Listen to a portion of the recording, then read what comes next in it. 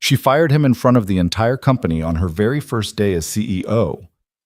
And 48 hours later, she was standing at his apartment door, begging him to come back.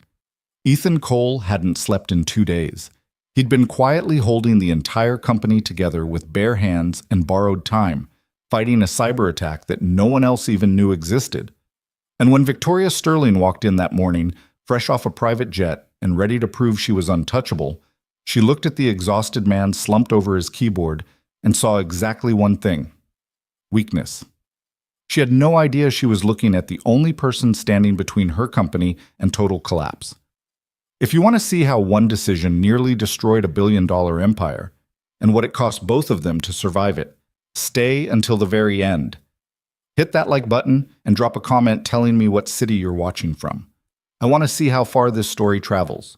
The server room on the 14th floor of Meridian Financial Technologies had a smell that most people never noticed.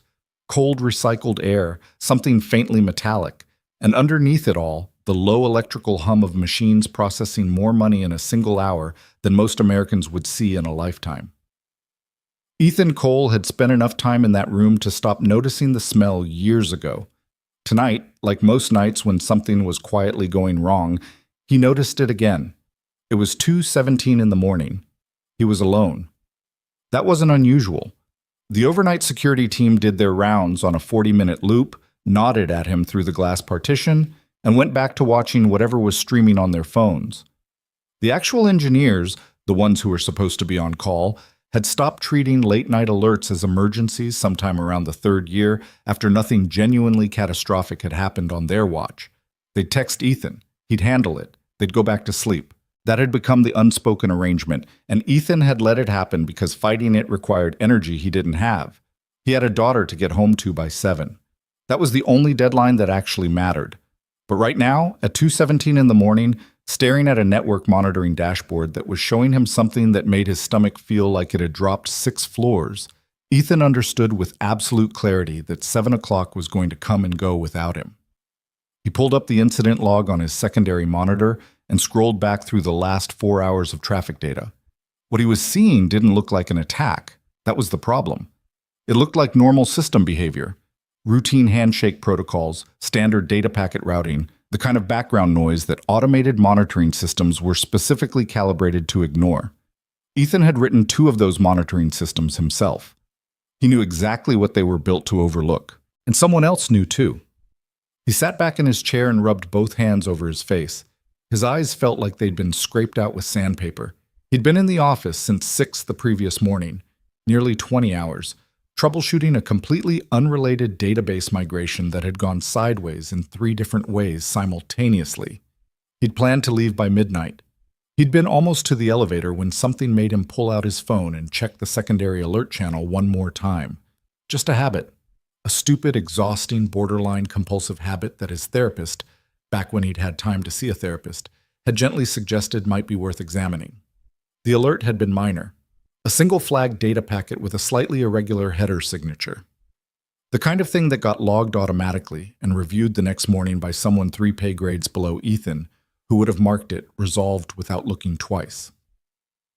Ethan had looked twice. He'd been looking ever since. What he was piecing together, line by line through 4 hours of traffic logs, was the early signature of a supply chain intrusion. The kind of attack that didn't break down the front door but instead spent weeks quietly rearranging the furniture inside, learning the layout, testing which floorboards creaked, waiting for exactly the right moment to make its move. Whoever was behind this wasn't in a hurry. They were patient and very, very good. Ethan picked up his phone and called Marcus Webb, the head of the IT security division, knowing before the line connected exactly how this conversation was going to go. Marcus picked up on the 4th ring. His voice had the thick, muffled quality of someone surfacing from deep sleep. "Ethan, it's 2 in the morning. I know, I need you to look at something." A pause. Sheets rustling. "Can it wait until—" "No." Another pause. Longer this time. Marcus sighed in the specific way he always sighed when Ethan called him at unreasonable hours. The sigh that said, "You better be right about this. Send me the log file." Ethan sent it. He waited 6 minutes. He knew, because he watched the clock on his monitor, count them off one by one, while he started building the first layer of what he was already thinking of as a containment structure.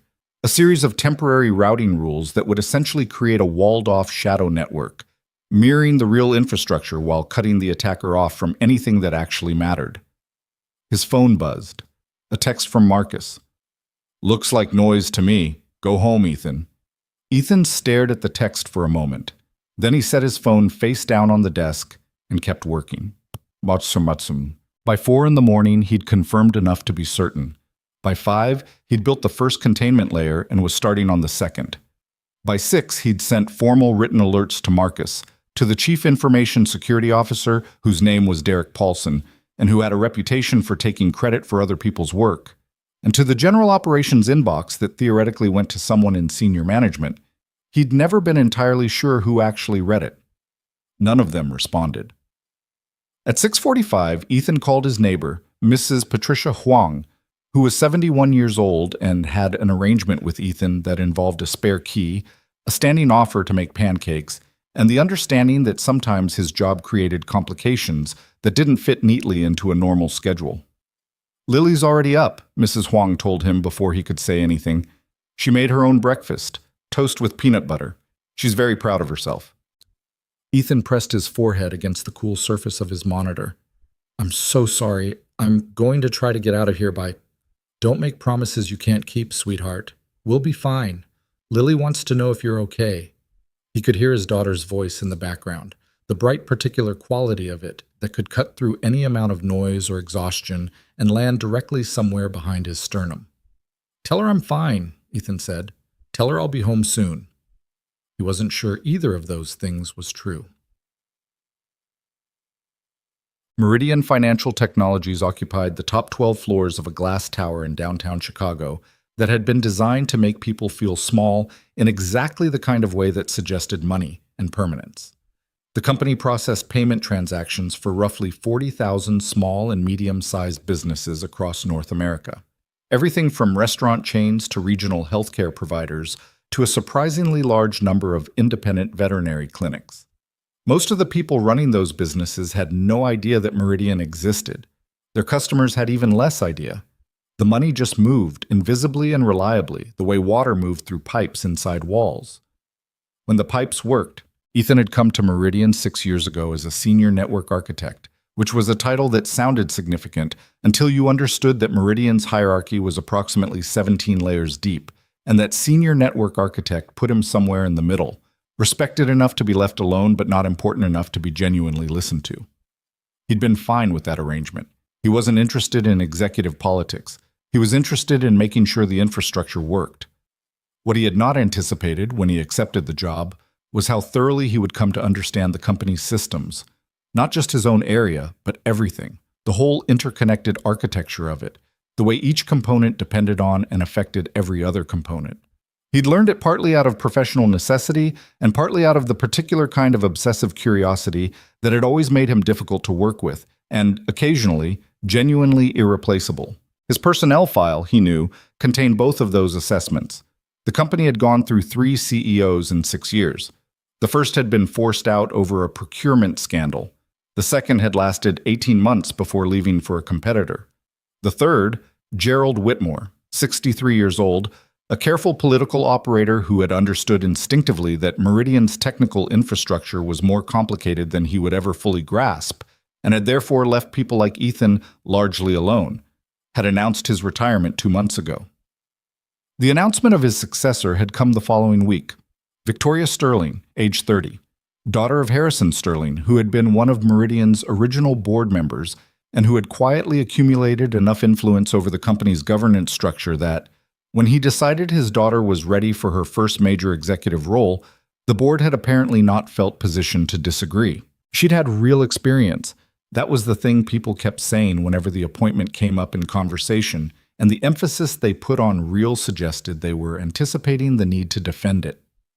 Stanford MBA, 2 years at a venture capital firm.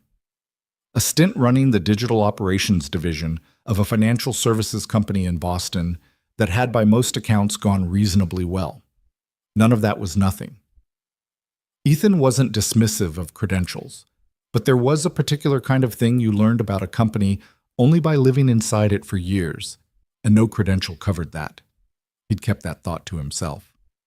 The morning of Victoria Sterling's first official day as CEO of Meridian Financial Technologies, Ethan Cole had been awake for 41 hours.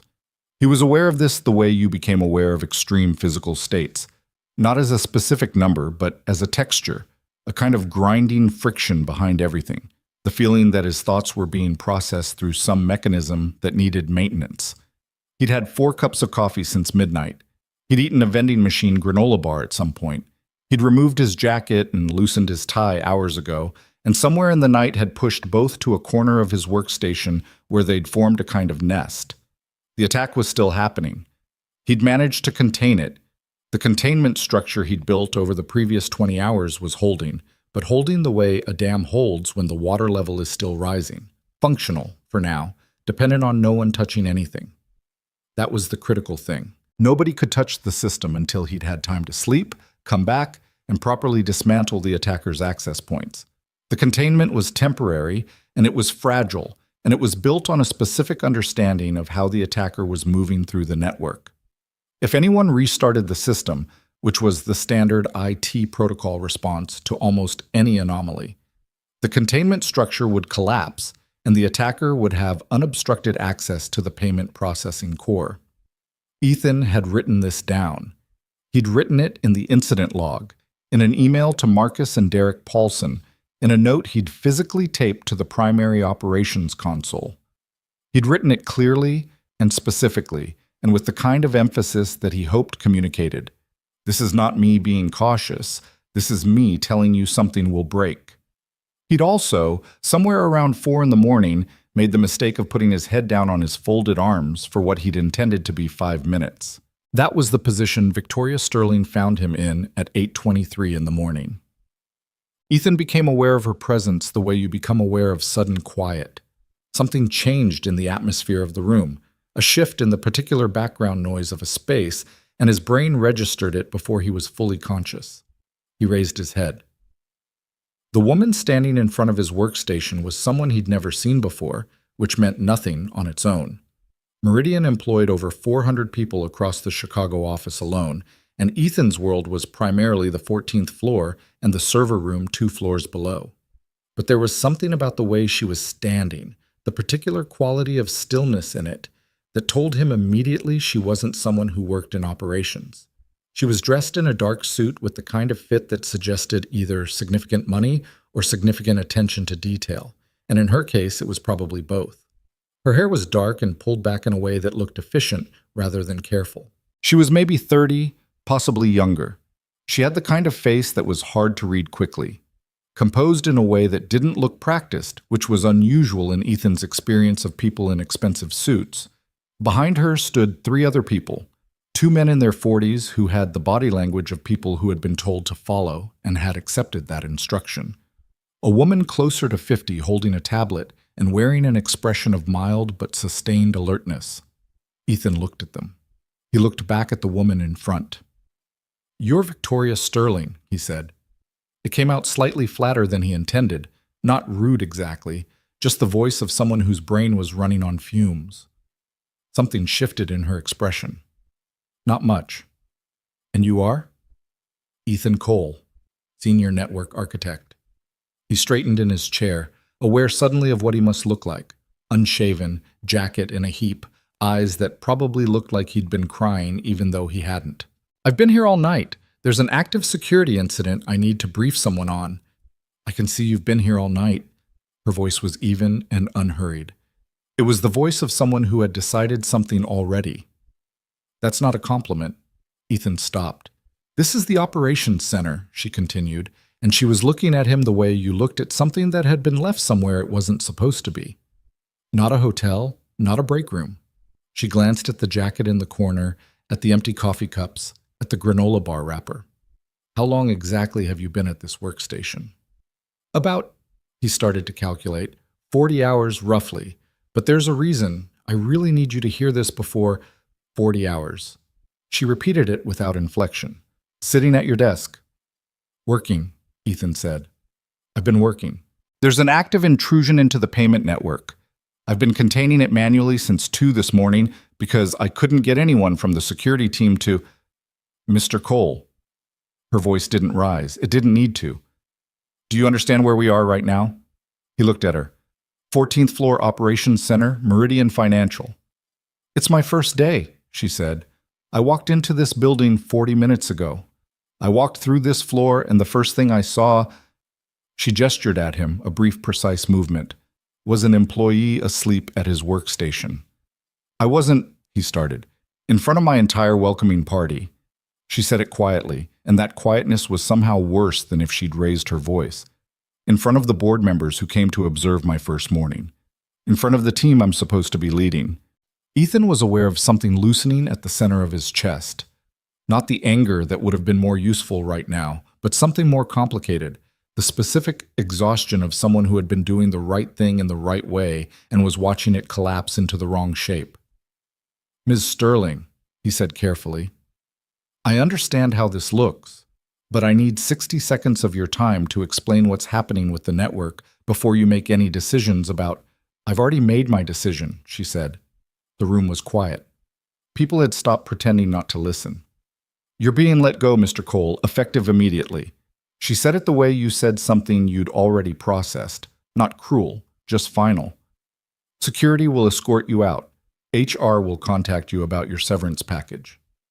For a moment, Ethan just sat there.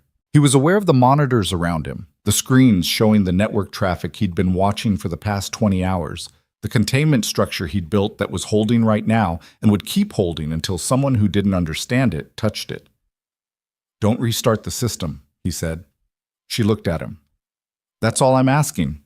He stood up slowly, the kind of slow that was mostly his legs not cooperating. Whatever you decide about me, fine. But do not restart the system. I've left notes on the primary console. There's an active intrusion and the containment I set up will collapse if anyone... Thank you, Mr. Cole. The woman with the tablet had stepped slightly forward, which was apparently the signal that this conversation was finished. Ethan looked at Victoria Sterling for a moment longer. She was already looking at something on her own phone. He picked up his jacket. He picked up his badge, then set it back down on the desk, because he supposed he didn't need it anymore. He walked to the elevator with 2 members of the building's security team, not because they were restraining him, but because that was apparently the process. And he let them walk him out. And the whole time he was thinking about the containment structure, about the specific configuration of routing rules he'd set up, about the 3.5-page document he'd left on the primary console explaining exactly what to do and exactly what not to do. The elevator doors closed. The lobby was bright and wide and full of morning light. Ethan walked through the glass doors and out onto the sidewalk and stood there for a moment in the cold Chicago air, and then he pulled out his phone and called Mrs. Huang and told her he was on his way home. Huang. Lily was at the kitchen table with a book when he came in, because she was a 7-year-old who read at roughly a 5th grade level and seemed to regard this as a natural and unremarkable fact about herself.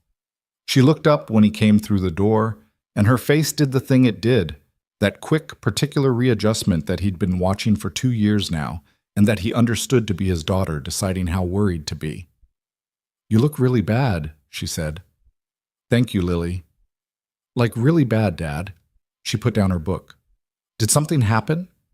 He sat down across from her at the kitchen table, which took some effort because his legs were still not entirely cooperative, and he looked at his daughter, who was 7 years old, with her mother's dark eyes and his tendency toward directness and a way of looking at the world that still occasionally caught him off guard.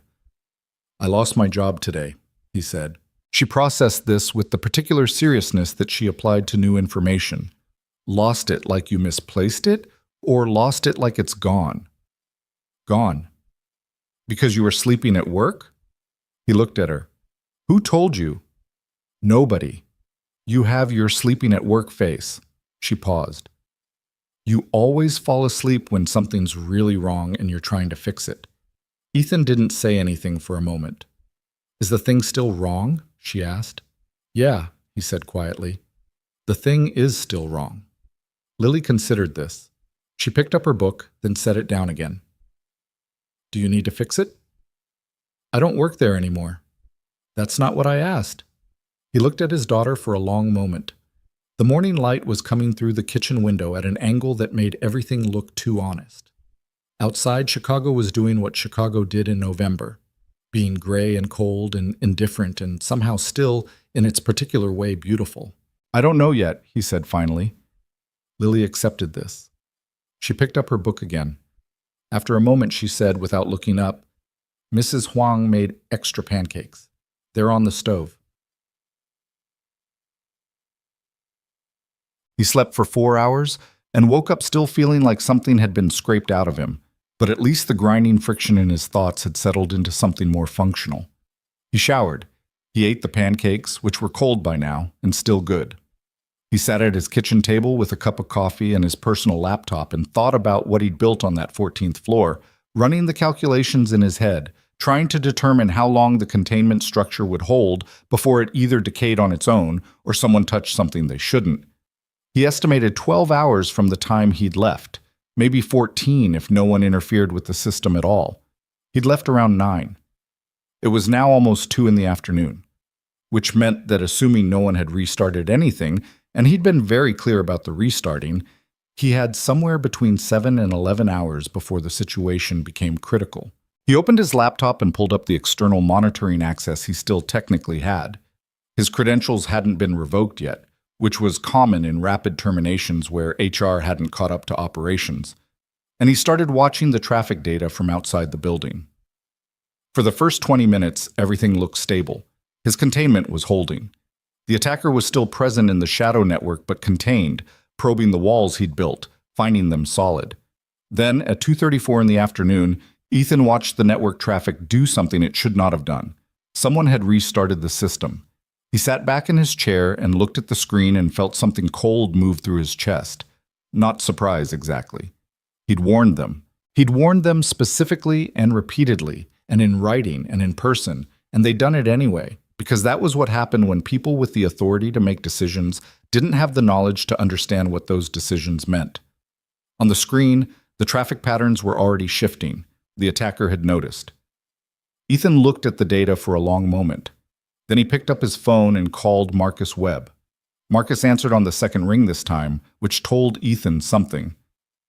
"Ethan," Marcus started. "Someone restarted the system." A pause. It was standard protocol. There was a directive to run diagnostics on everything as part of the... "Marcus." Ethan kept his voice level.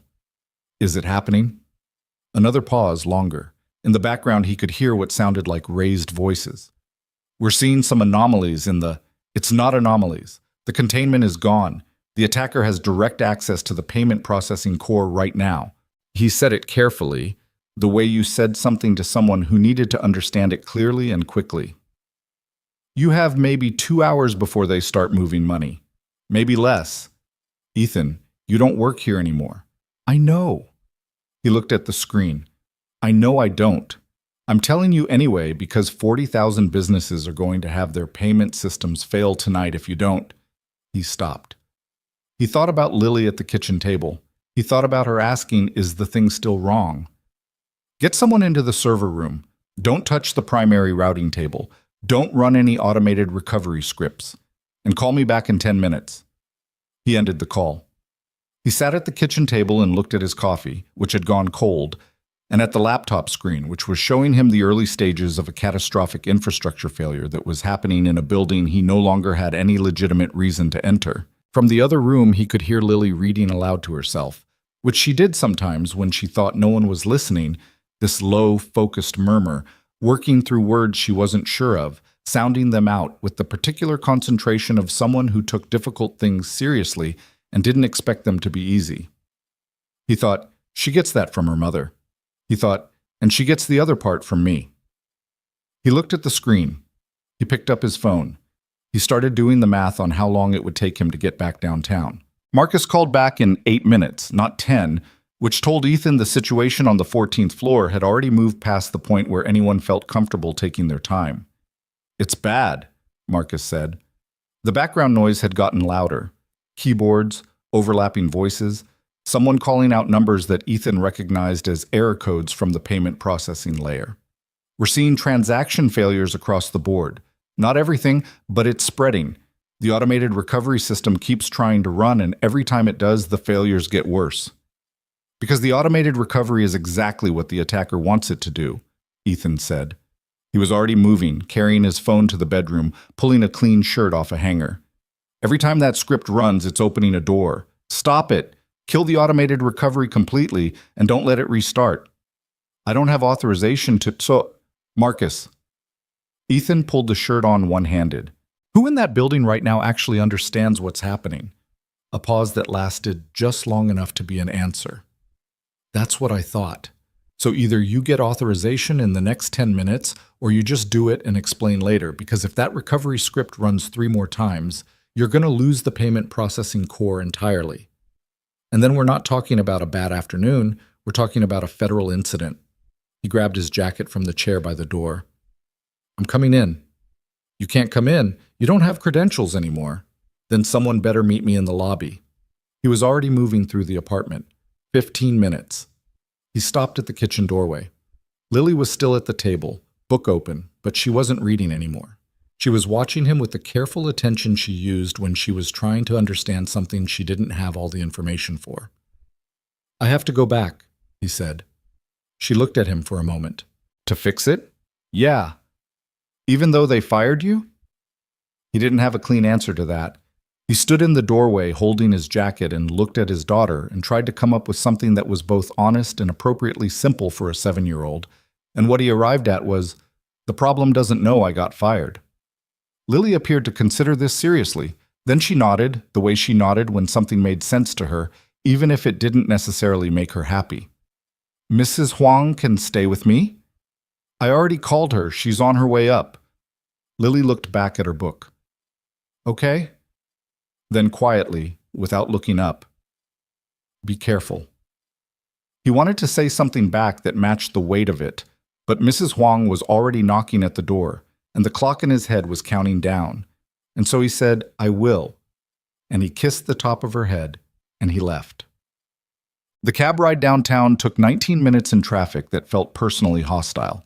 Ethan spent the time on his phone, pulling up every external monitoring feed he still had access to, watching the network traffic maps update in near real time, trying to track where the attacker was moving now that the containment was gone. What he was seeing was controlled and methodical. That was the worst part of it. Whoever was running this operation wasn't panicking or rushing now that they had access. They were moving carefully, the way a surgeon moves, precise and unhurried, doing things in a specific sequence that suggested a plan worked out well in advance. They were mapping the internal architecture of the payment processing core, tracing the pathways between systems, looking for the most efficient route to the transaction authorization layer. Once they found that route and planted what Ethan suspected they were going to plant, a small, nearly invisible piece of code that would redirect a fraction of a percent of each transaction to an external account, it would be almost impossible to find without knowing exactly what you were looking for. The theft would be slow and diffuse, and by the time anyone noticed the discrepancies, months would have passed and the money would be gone. This wasn't a smash and grab. This was a long game. Someone had spent weeks or months setting this up, and Ethan's 48 hours of emergency containment had delayed them, but not stopped them, and now that delay was over. The cab pulled up in front of the Meridian Tower at 2:58 in the afternoon. Ethan paid and stood on the sidewalk and looked up at the glass facade of the building, and for a brief, strange moment, he felt the full weight of what the morning had been. The humiliation of it, the specific exhaustion of being dismissed in front of a room full of people by someone who hadn't asked a single question, and he let himself feel it for exactly as long as he could afford to. Then he went inside. Marcus was waiting in the lobby, which Ethan had not fully expected. Marcus Webb was 44 years old, broad-shouldered, with a hairline in permanent retreat and the kind of baseline anxiety that expressed itself as constant low-level motion. He was always shifting his weight, checking his phone, adjusting his collar. Right now he was doing all 3 simultaneously. "Thank you for coming," Marcus said. And there was something in how he said it, a slight stiffness, like a man who understood he was not entirely comfortable with what he was asking, that Ethan registered and set aside for later. "Where is she?" Ethan asked. "Operations floor. She's been there since—" Marcus stopped. "Since about 40 minutes after you left, actually. She got the first failure reports around 10:30. Ethan started toward the elevator. Has anyone told her what's actually happening? Derek Paulson has been briefing her. Ethan stopped walking. He turned and looked at Marcus. Derek Paulson has been briefing her. Marcus had the grace to look slightly pained. He's the Chief Information Security Officer. Derek Paulson thinks a supply chain attack is something that happens when the delivery trucks are late. Ethan turned back to the elevator and pressed the button. What has he told her? That it's a routine server anomaly, that the automated recovery protocols should resolve it within the hour. The elevator arrived. Ethan stepped in. How many transactions have failed in the last 2 hours? Marcus stepped in beside him. About 12,000. What's the aggregate dollar value? We're still calculating, but preliminary estimates. Marcus glanced at his phone. Somewhere around $40 million in delayed or failed transactions. Ethan looked at the floor numbers ticking upward. It's going to get worse. I know. Derek Paulson doesn't know that. I know that too. The elevator reached 14. The doors opened onto a floor that sounded completely different than it had at 8 in the morning. The low professional hum of ordinary operations had been replaced by something tighter and more urgent. Overlapping conversations, the specific percussion of a lot of keyboards being used fast. 2 separate phone calls happening simultaneously that both involved people saying the words "we're working on it" in tones that did not suggest confidence. Ethan stood in the elevator doorway for a moment, taking in the room, running through it the way he always ran through a problem space. Quickly, systematically, mapping what he was seeing against what he already knew. He saw Derek Paulson at the center of the room, standing with his arms crossed and his feet apart in the stance of a man who wanted to look like he had the situation under control. He saw the primary operations console, where 3 engineers were running what looked like. His stomach tightened. Another automated diagnostic sequence. He saw the network monitoring station, where the traffic maps were showing him in about 3 seconds everything he'd spent 20 minutes processing on his phone. And he saw Victoria Sterling. She was standing at the far end of the room near the window wall, not in the center of it, which surprised him. She had her arms crossed, but it didn't look like Derek Paulson's crossed arms. It looked like someone holding themselves together. She was on the phone, her back half turned to the room, and even from across the floor, Ethan could see the tension in the line of her shoulders. The controlled quality of a posture that was working to stay controlled. She hadn't seen him yet. Derek Paulson had. His expression moved through several things quickly. Surprise, calculation, something that settled into a particular kind of defensive neutrality. Cole? His voice carried across the room. You don't have clearance to be on this floor. Several people looked up. The room got a half-degree quieter. Ethan walked toward the primary operations console without looking at Paulson. Stop that diagnostic sequence, he said to the 3 engineers. Right now. One of them, a young woman named Sarah that Ethan had worked with twice on network upgrades and who he knew to be genuinely competent, looked up at him, then at Paulson, then back at Ethan. She'd already seen what the sequence was doing to the error rates. Ethan could see it in her face. She reached over and terminated the process. What the hell do you think you're... Paulson started.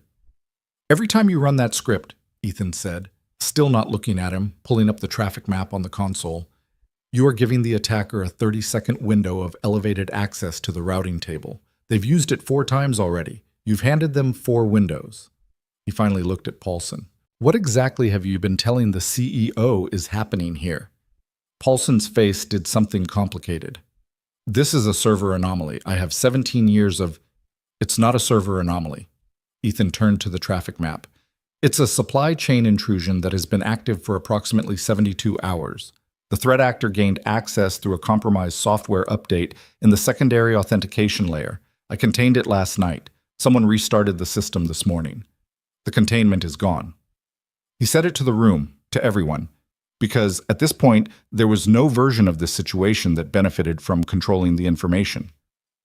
Right now, they are inside the payment processing core, and they are looking for the transaction authorization pathway. When they find it, and based on their movement speed, that's somewhere between 90 minutes and 3 hours from now, they will install a fractional redirect.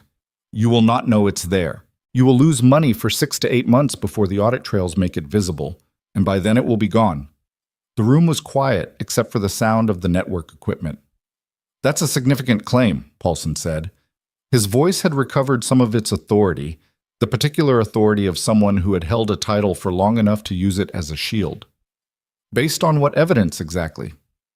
Based on 72 hours of watching them move through the system. Ethan looked at him. Based on the 3.5-page incident document I left on this console this morning before I was escorted out of the building. Based on the access logs that are right there, he pointed, if you want to look at them instead of running scripts that make everything worse. Mr. Cole. He hadn't heard her cross the room. Victoria Sterling was standing 5 feet away, phone at her side, and she was looking at him with an expression that was harder to read than anything else in the room. Not hostile, not embarrassed, not defensive in the way Paulson was defensive. Just sharp and focused, and taking him in the way you took in something you were trying to recalibrate against. You came back, she said. There are 40,000 businesses connected to this payment network. He said it evenly. Most of them are small. A restaurant, a medical practice, He stopped. They didn't make any decisions this morning. They're just connected to infrastructure that's currently compromised. Something moved through her face.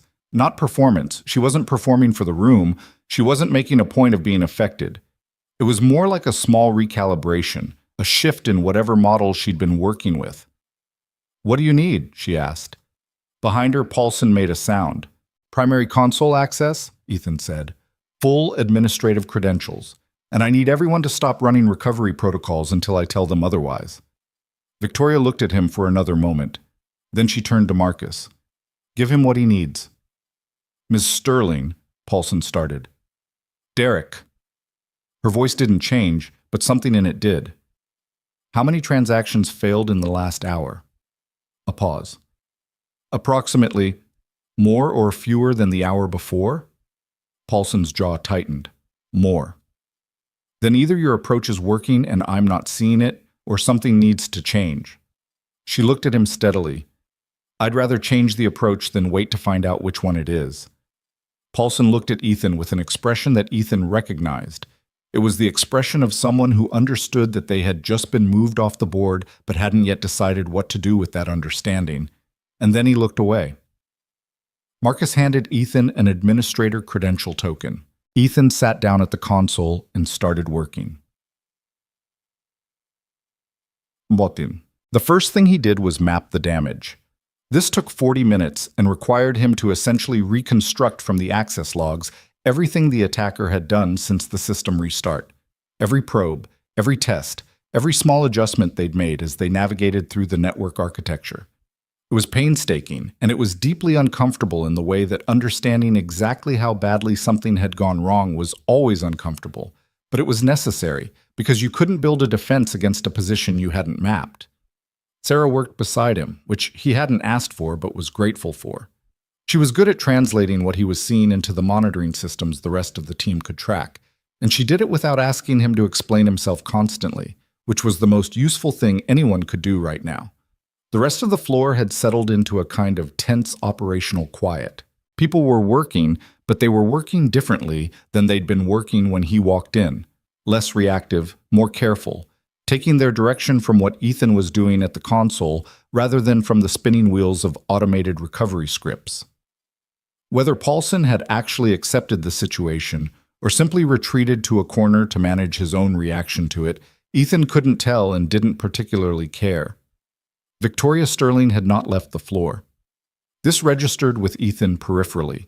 He was aware of her presence the way you were aware of certain things while you were focused on something else, the way you heard rain on windows while you were reading. She moved around the room, spoke quietly with people, spent 10 minutes on her phone in what appeared to be a difficult conversation, came back. She didn't hover over his shoulder. She didn't ask him to explain every step. She didn't perform involvement for the room. At some point around 5 o'clock, she appeared at his elbow with a cup of coffee. Not from the operations floor machine, which produced something approximately the color and temperature of coffee, but from the cafe 2 floors up, still hot. She set it beside the keyboard without saying anything and moved away. Ethan looked at the cup for a moment. Then he picked it up and kept working. By 6:15, he had completed the damage map and built a revised containment structure, more robust than the one he'd constructed the previous night. incorporating what he'd learned from watching the attacker move over the past 12 hours. The new structure used the attacker's own movement patterns against them, routing their probe traffic into a series of decoy architecture segments that looked legitimate from inside the network, but connected to nothing that mattered. "That's elegant," Sarah said quietly, looking at the routing diagram on her monitor. "It's also temporary," Ethan said.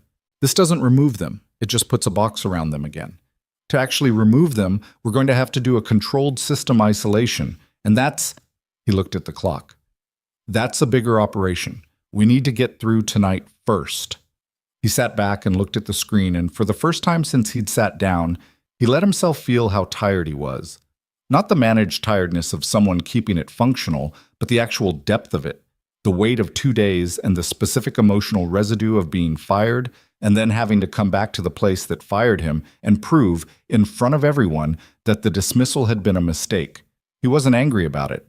Or he was, but the anger was very far away right now, behind the tiredness, behind the concentration, behind the awareness of what was still unresolved. He was aware of Victoria Sterling standing about 10 feet away, not looking at him, watching the network map on the central display. Her expression had changed since the morning. Not dramatically, not in any way that looked like a performance of having changed. Just the small incremental shift of someone who had been moving fast and had hit something that required them to stop and look at where they were. His phone buzzed. He looked at the screen. "Lily, did you fix it yet?" He almost smiled. He typed back, "Working on it." "Lily, okay, Mrs. Huang made soup. I saved you some." "Lily, it's not very good soup, but I saved you some." He set the phone down. "Is that your kid?" He looked up. Victoria was closer than he'd realized. She'd moved while he was looking at his phone, and she was now standing at the edge of his workstation, not invading it exactly, but present in a way that was different from the professional distance she'd maintained for the past 4 hours. "Yeah," he said. She looked at his phone, not intrusively, just a glance. "How old?" 7. Something crossed her face. She looked at the monitors for a moment, then back at him. "She knows you're here?" "She knows." He paused. "She's with a neighbor. She's used to—" He stopped because he'd been about to say something like, "She's used to this," and he wasn't sure that was something he wanted to say out loud to this particular person right now. Victoria seemed to hear the stopped sentence anyway. She didn't push it. She looked at the network map on his monitor, the new containment structure holding cleanly, the attacker's traffic moving in predictable loops through the decoy architecture. "It's stable," she said. "For now." "For how long?" "Tonight. Maybe through tomorrow morning, if nothing disrupts it." He met her eyes. "But we need to do a full isolation and remediation. That's a 12-hour operation minimum, needs to be planned properly, needs a full team." He held her gaze. "Needs someone who knows the system architecture." She looked at him for a moment. He could see her processing it, not just the technical reality of it, but the other reality underneath it, the one that had been sitting in the room unspoken since he walked through the elevator doors. "I know what I did this morning," she said. She said it quietly, without preamble, without the kind of careful management that would have announced itself as an apology before it had decided whether to be one. Ethan didn't say anything. "I didn't ask you a single question," she continued. She wasn't looking at him now. She was looking at the monitors. "I saw what I expected to see, and a small pause, made a decision without the information to make it."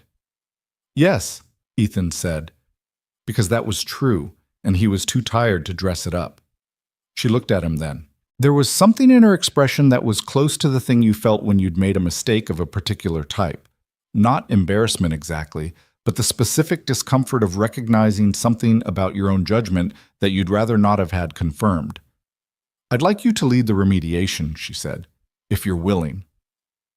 "I'll think about it," Ethan said, which was the most honest answer he had, because he wasn't going to say yes simply because she'd asked, and he wasn't going to say no out of principle, and somewhere in between those two things was an actual decision that he'd need to make when he wasn't running on 48 hours of interrupted sleep and adrenaline and whatever the cafe coffee had been doing to keep him functional. Victoria nodded once and moved away. Ethan turned back to the monitors. Outside the windows of the 14th floor, Chicago had moved fully into evening. The city lights sharp against a sky that had gone the particular dark blue that preceded full dark. The lake invisible in the distance, but there, he knew, the way certain things were there, even when you couldn't see them. The containment was holding. He picked up his phone and typed, "Save me some soup." He left the building at 9:40 that night, which was later than he'd intended and earlier than he probably should have, given that the remediation plan he'd sketched out in the last hour was still more outlined than blueprint. But the containment was stable. Sarah had a direct line to his cell, and he had a daughter at home who had saved him bad soup, and at some point those calculations had to be allowed to matter. The cab ride home was quiet. He sat in the back seat and watched the city go by and didn't think about anything in particular, which was its own kind of exhaustion. The state you reached when your brain had been running at full capacity for so long that it simply stopped generating new input and went passive, processing the world through the window like a screen misses. Huang was asleep on the couch when he came in, which she did sometimes, and he covered her with the blanket from the armchair and turned off the television and stood for a moment in the dark living room listening to the apartment breathe. Lily's bedroom door was half open, the nightlight casting its familiar orange triangle across the hallway floor. He looked in on her. She was asleep on her side, one arm thrown over the edge of the mattress, her book on the floor where it had fallen. He picked the book up and set it on the nightstand and pulled her arm back onto the bed, and she didn't wake up, just made a small sound and resettled. He stood there longer than he needed to. Then he went to the kitchen, found the soup. She was right, it wasn't very good. Something had gone wrong with the seasoning and the carrots were overcooked, and ate it standing at the counter because sitting down felt like a commitment he wasn't ready to make. He was still eating when his phone buzzed with a text from Sarah. All quiet. Containment holding. Go to sleep. He put the phone face down on the counter and finished the soup. He slept for 6 hours, which was not enough but was what was available, and woke up at 6 in the morning with the particular alertness of someone whose nervous system had decided that sleep was a resource that had been spent and now it was time to work. He made coffee. He checked the monitoring feeds. The containment was still holding. The attacker's traffic was still moving in the same predictable loops through the decoy architecture, finding nothing, going nowhere. He thought, they'll figure it out eventually. Maybe today, maybe tomorrow. He thought, we need to move faster than they do. Bammed. He was back at Meridian by 7:30, which was before most of the operations floor had arrived, and he used the quiet to build the remediation plan properly.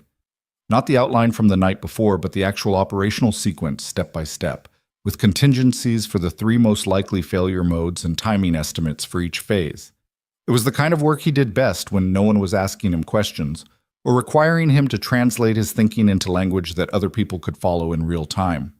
By 9 o'clock, he had a document that was 11 pages long and represented, as far as he could make it, a complete and executable plan for isolating and removing the threat actor from Meridian's network without triggering the payload he was now almost certain they had partially installed in the transaction authorization layer.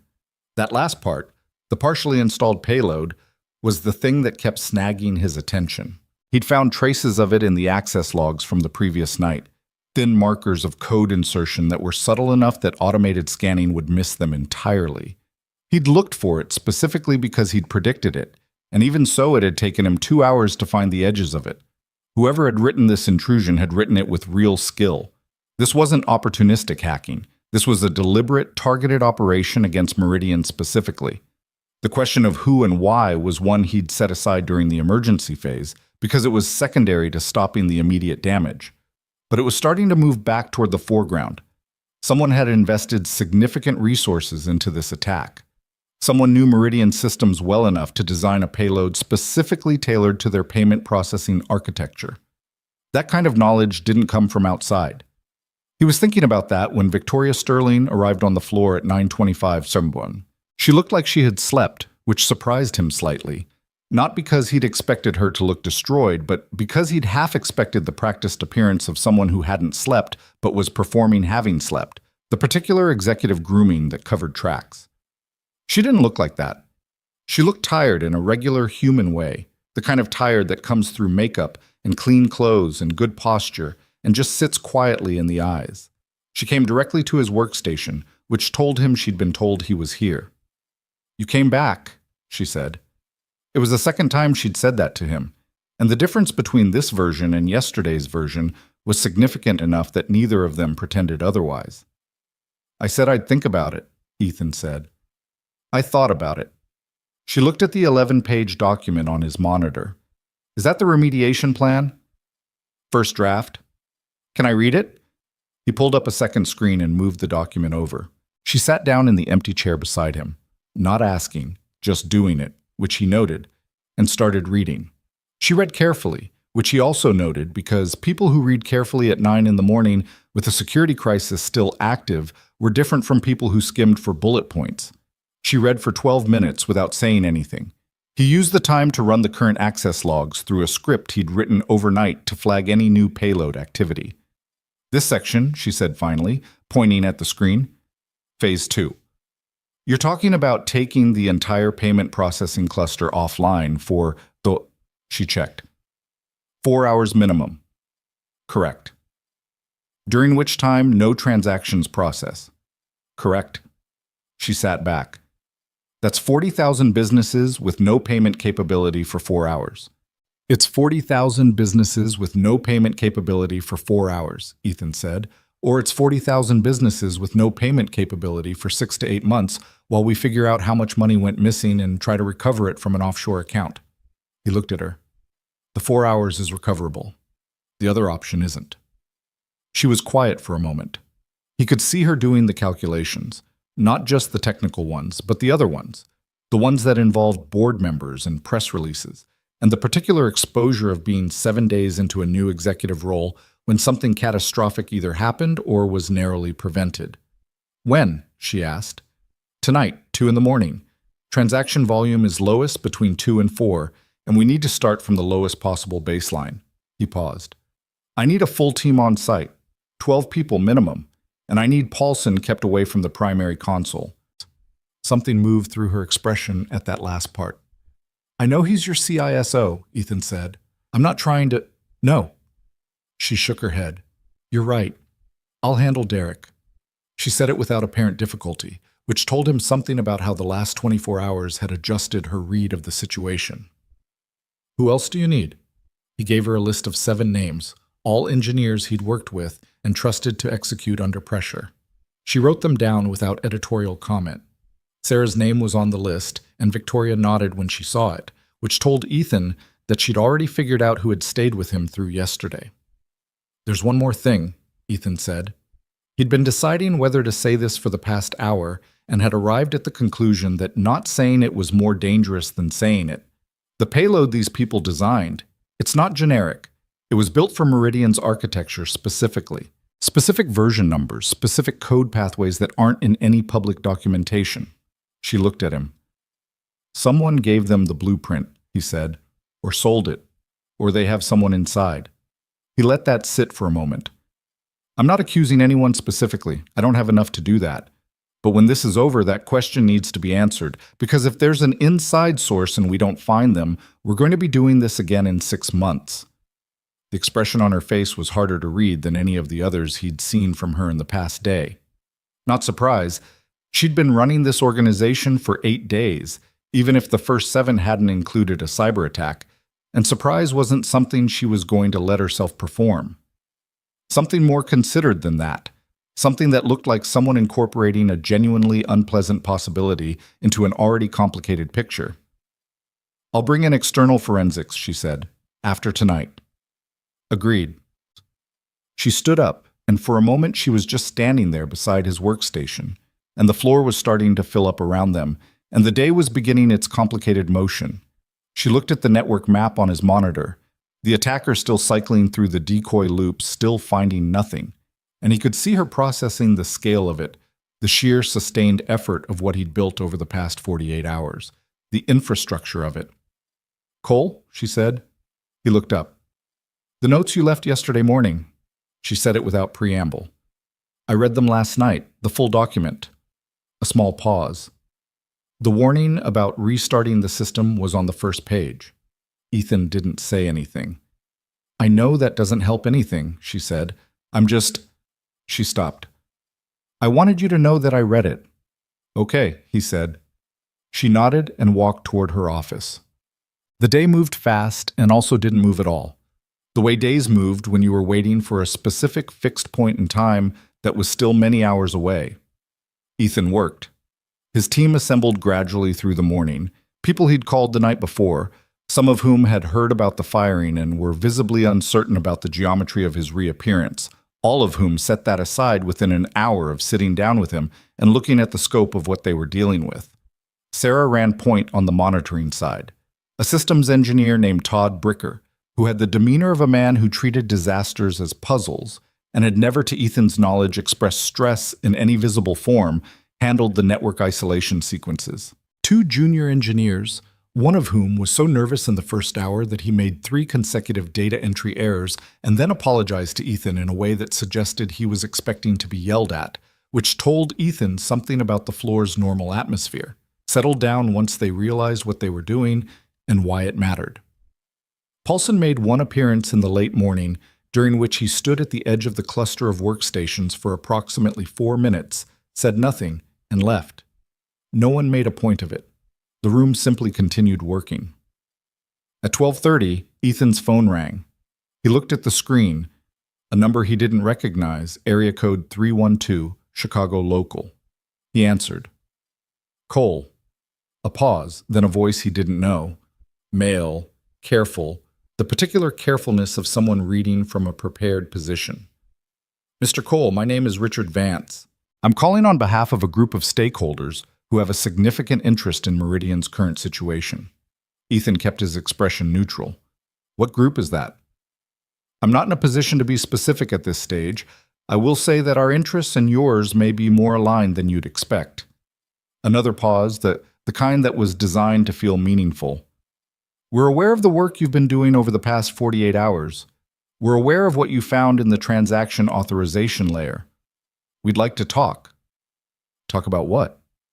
About the remediation you're planning for tonight, specifically about whether proceeding with it serves your best interests.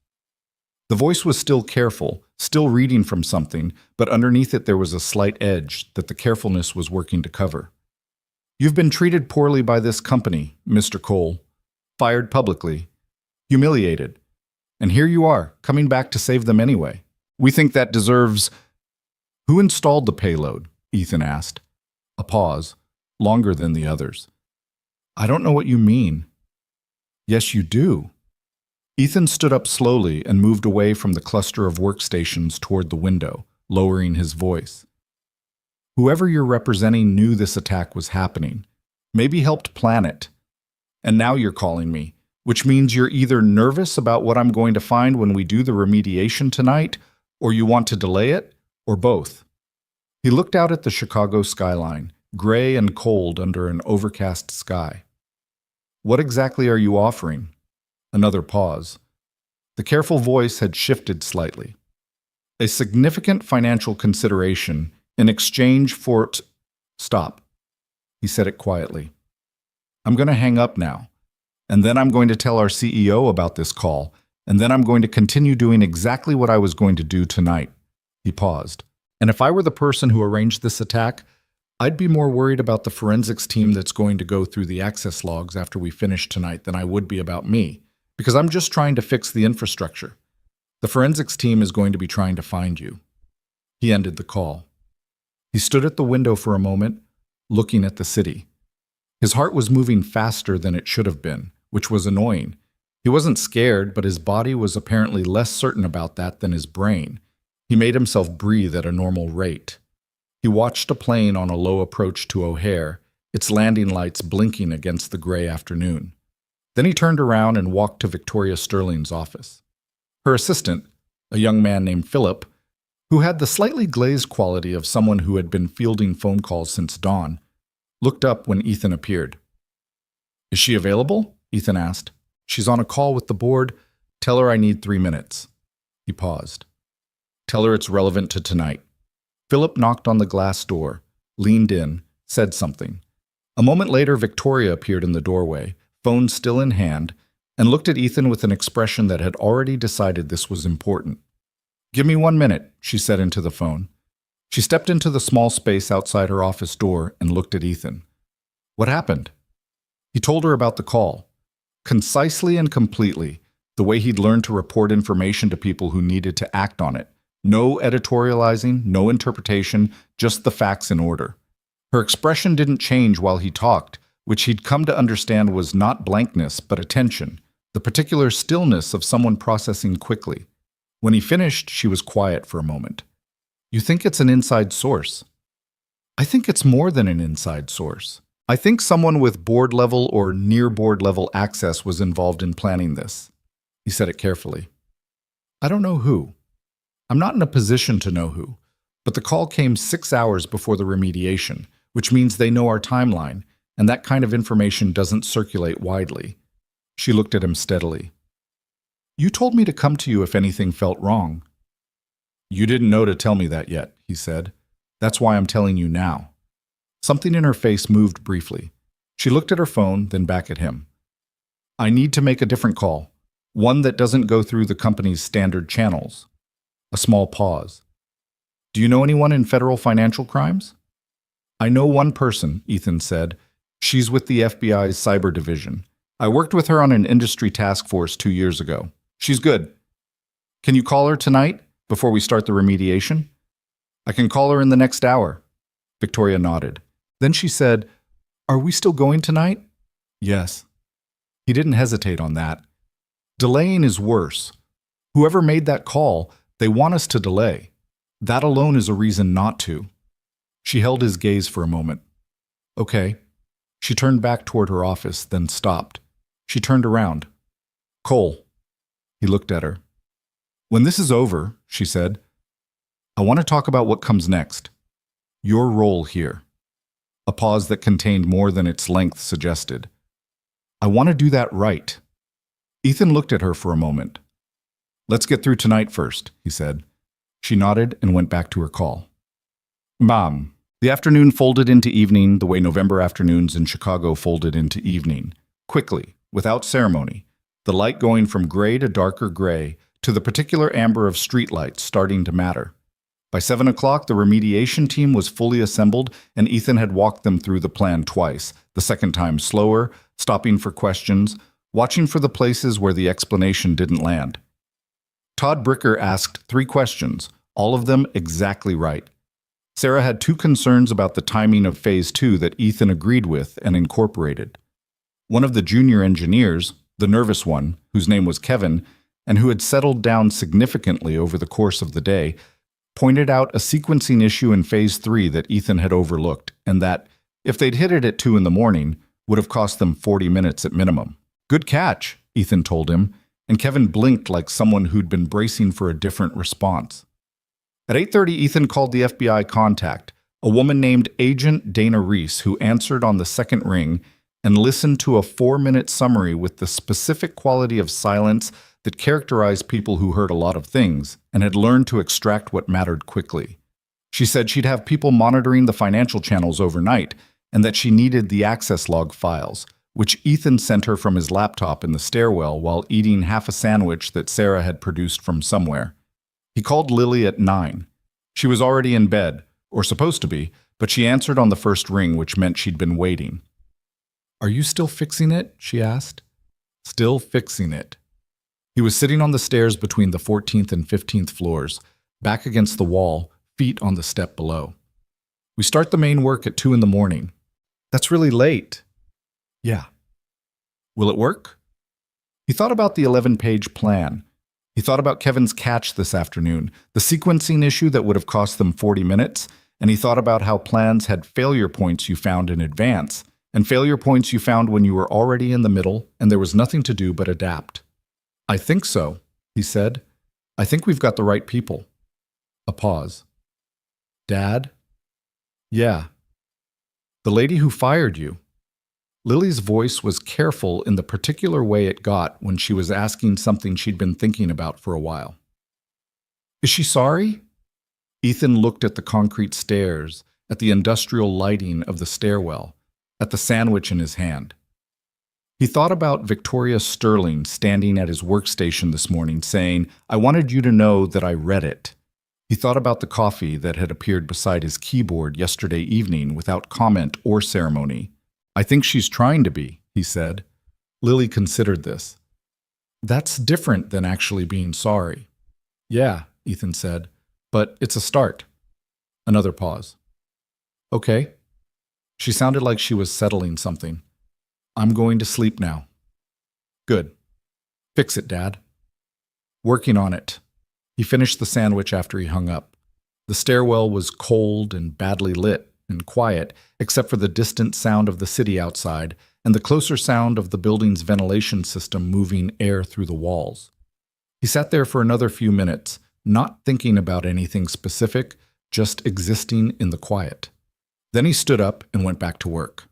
By 11:30, the team had completed every preparatory step they could complete before the operational window. The access logs from the day showed the attacker still cycling through the decoy architecture. Patient, systematic, covering the same ground repeatedly with the slight variations of someone who suspected they were in a loop but hadn't confirmed it yet.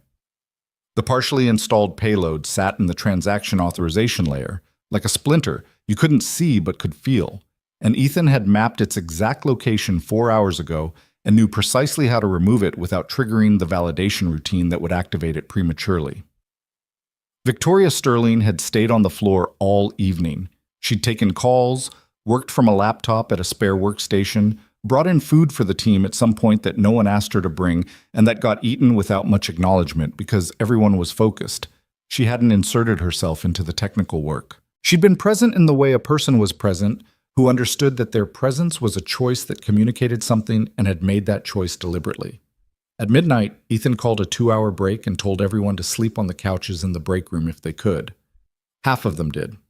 He didn't. He sat at his workstation in the quiet of the half-dark floor and watched the monitoring feeds and thought about the phone call from Richard Vance and about what Vance had said about significant financial consideration and about the fact that someone inside this building had known enough about Meridian's architecture to design a targeted payload against it. And he turned the question over in his mind the way you turned a stone over to see what lived underneath. At 1:45, he woke the team. At 2 o'clock exactly, Ethan Cole typed the first command of the remediation sequence. The system went dark. The darkness lasted 4 seconds. That was how long it took for the emergency lighting to kick in across the 14th floor. 4 seconds of complete blackness, where the only light came from the monitoring stations running on independent power, their screens casting cold blue rectangles across the faces of 12 people who had stopped breathing in slightly different ways. Then the emergency lights came on, that flat institutional yellow, and everyone started breathing again. "Phase 1 complete," Sarah said. Her voice was steady. She'd been steady all night, the particular steadiness of someone who dealt with fear by converting it directly into focus. "Payment cluster is isolated. External traffic zeroed." Ethan was already moving through the next sequence. His hands were doing the work his brain had rehearsed approximately 40 times in the past 18 hours, which was the only reliable way to operate at 2 in the morning on insufficient sleep in the middle of something that had real consequences if it went wrong. You rehearsed until the sequence lived in your fingers, and then you trusted your fingers and kept your brain available for the things that couldn't be rehearsed. The unexpected variations, the failure points that no plan survived contact with intact. "Bricker," he said without looking up. "Isolation sequence running," Todd said from the station 2 positions down. He was eating a granola bar with one hand and running commands with the other, which was either admirable or disturbing depending on how you looked at it. Decoy architecture standing down in 30 seconds. This was the delicate part. When the decoy loops went dark, the attacker would know something had changed. The question was whether they'd try to force an exit through the payload, which would trigger the validation routine, which would activate the fractional redirect prematurely and cause a mess that was recoverable but ugly, or whether they'd go dormant and wait, which was what a sophisticated operator would do. Ethan had assessed them as sophisticated. He was counting on that assessment being right. "Decoy down," Todd said. Everyone waited. On the monitoring screen, the attacker's traffic signature, the characteristic pattern Ethan had been watching for 3 days now, as familiar to him by this point as a voice, went quiet. Not absent. quiet, watching. Ethan let out a breath he hadn't fully been holding. Okay, they're dormant. He looked at Sarah. Phase 2. Sort. Phase 2 was the extraction of the partial payload from the transaction authorization layer, which was the step that had kept Ethan awake for the 2 hours he'd spent not sleeping on the break room couch. The payload wasn't fully installed. That was the only piece of luck in any of this. But partial installation created its own set of problems because the code was sitting in the layer in a half-active state, like a fuse that had been partially lit, and removing it required care that the time pressure made difficult. He'd written a custom extraction script that afternoon.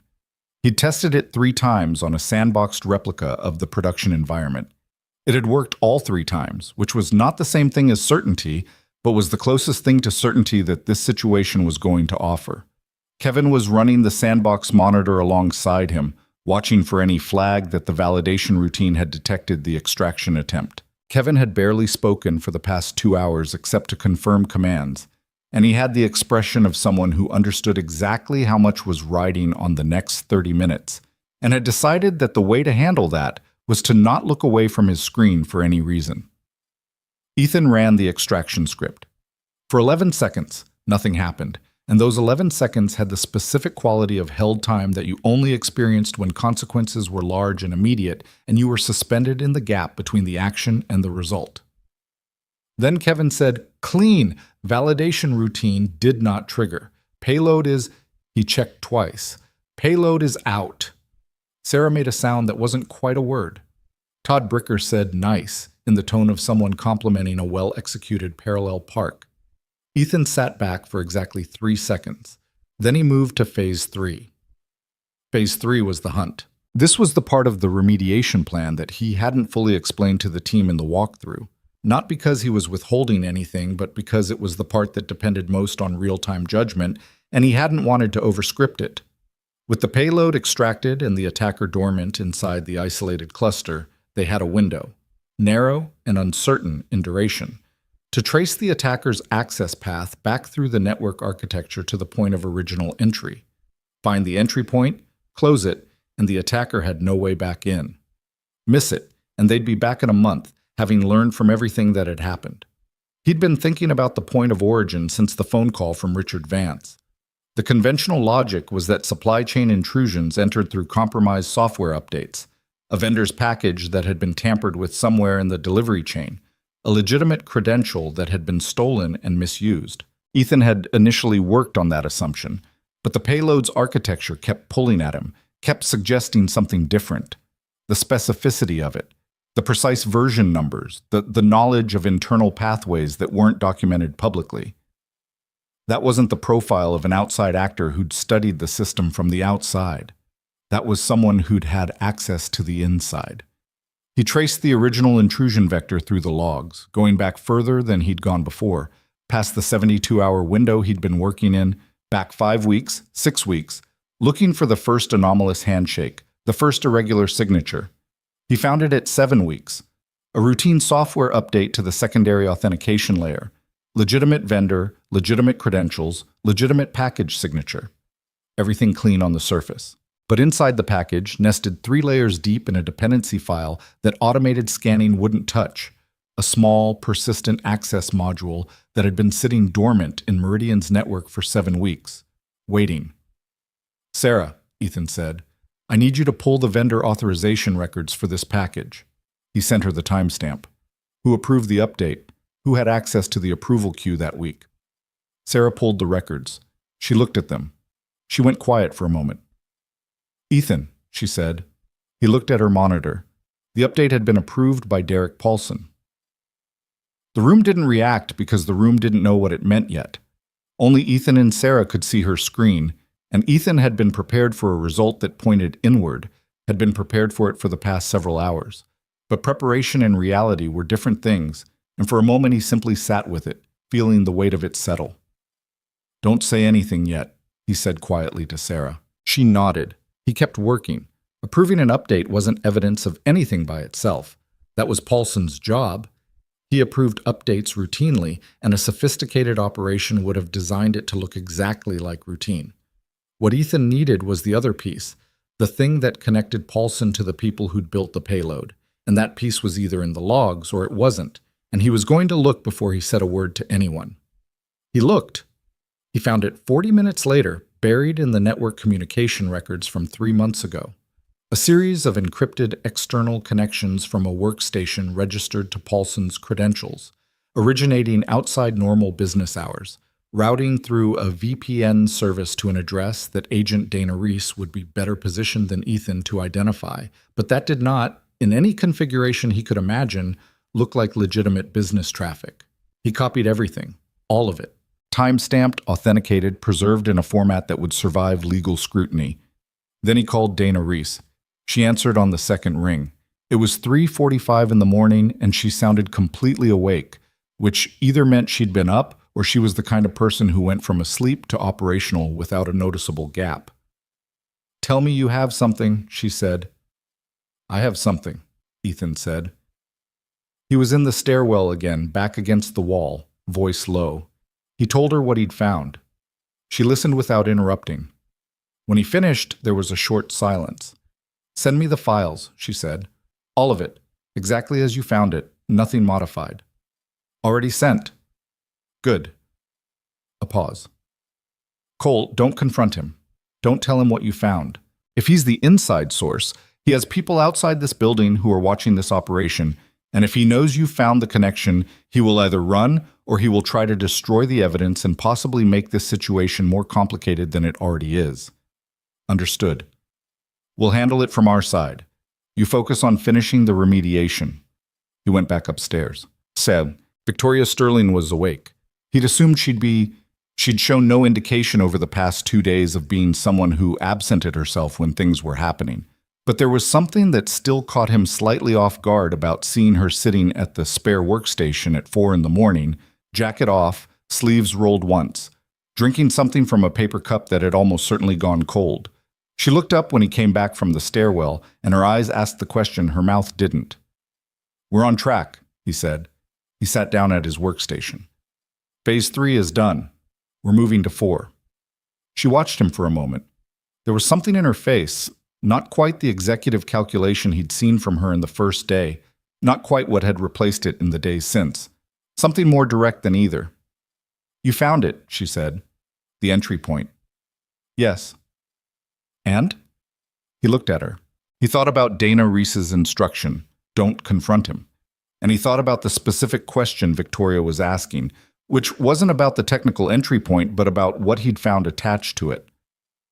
"There are people who need to see what I found before we talk about it openly," he said carefully. "Federal people. I've already been in contact with them tonight." He watched her process that. He watched the calculation move through her face, the pieces assembling, the implication arriving. To her credit, she didn't perform shock. She sat very still for a moment, and then she said, "Is it someone in this building?" "I can't say yet." She held his gaze for several seconds. Then she nodded once, and he could see her making the same decision he'd made, to put the thing she now half knew into a box and keep it there until the box could be opened safely, because the alternative was to let it out prematurely and compromise something larger. "Okay," she said. "Tell me what you need for Phase 4. Phase 4 was the restoration, bringing the systems back online in sequence, validating each layer before enabling the next, confirming transaction processing was clean, and the attacker's access had been fully severed. It was the most time-consuming part, and in some ways the most nerve-wracking because it required them to watch the system come back to life and trust that what they'd done in the previous 2 hours had actually worked. Ethan had seen restorations go sideways before.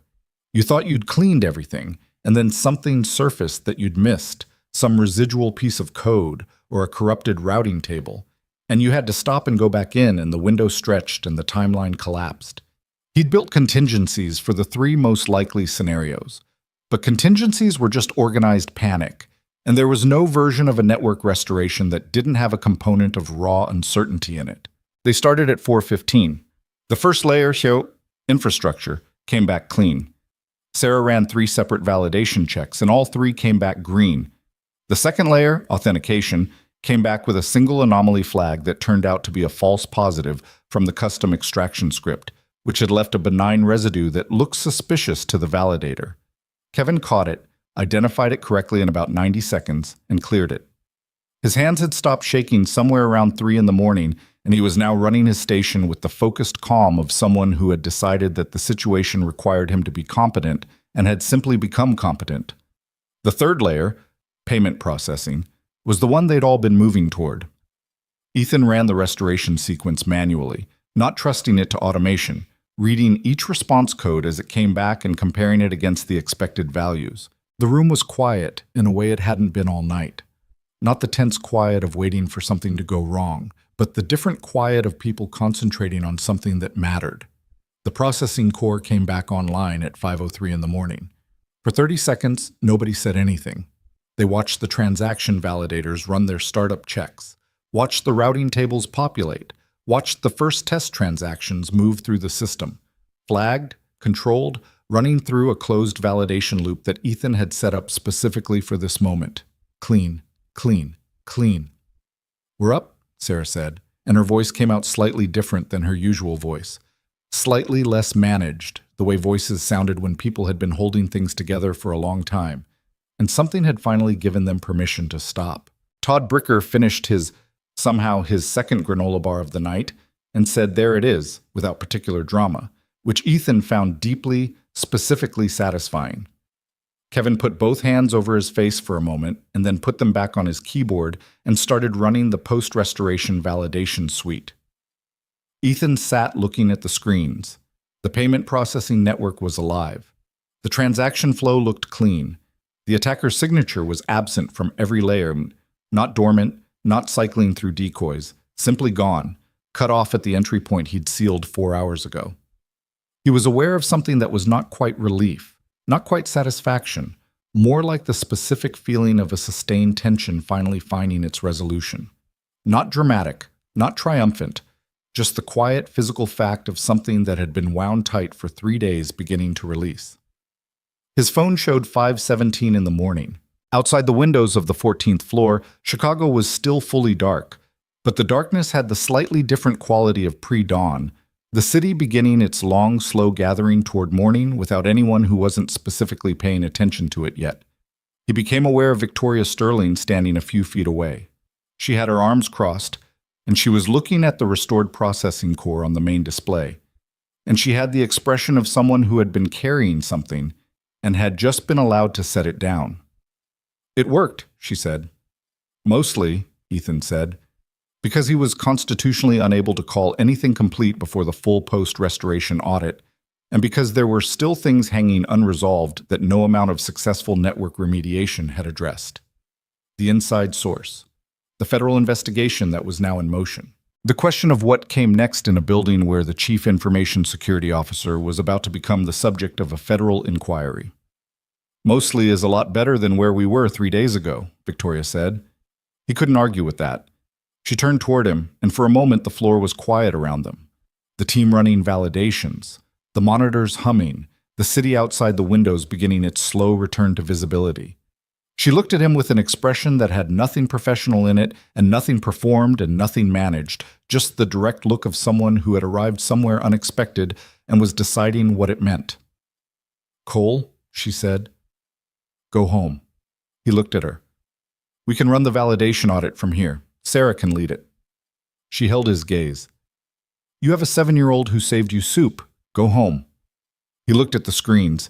He looked at his team, who were working efficiently and didn't need him standing over them. He looked at Victoria Sterling, who had been in this building for 22 consecutive hours and was telling him to leave. "The audit needs to be completed before—" "I know. Sarah will call you if anything flags." A small pause. "I will personally call you if anything flags." Ethan looked at the processing core. Clean, running, the transaction flow moving through its channels the way water moved through pipes inside walls.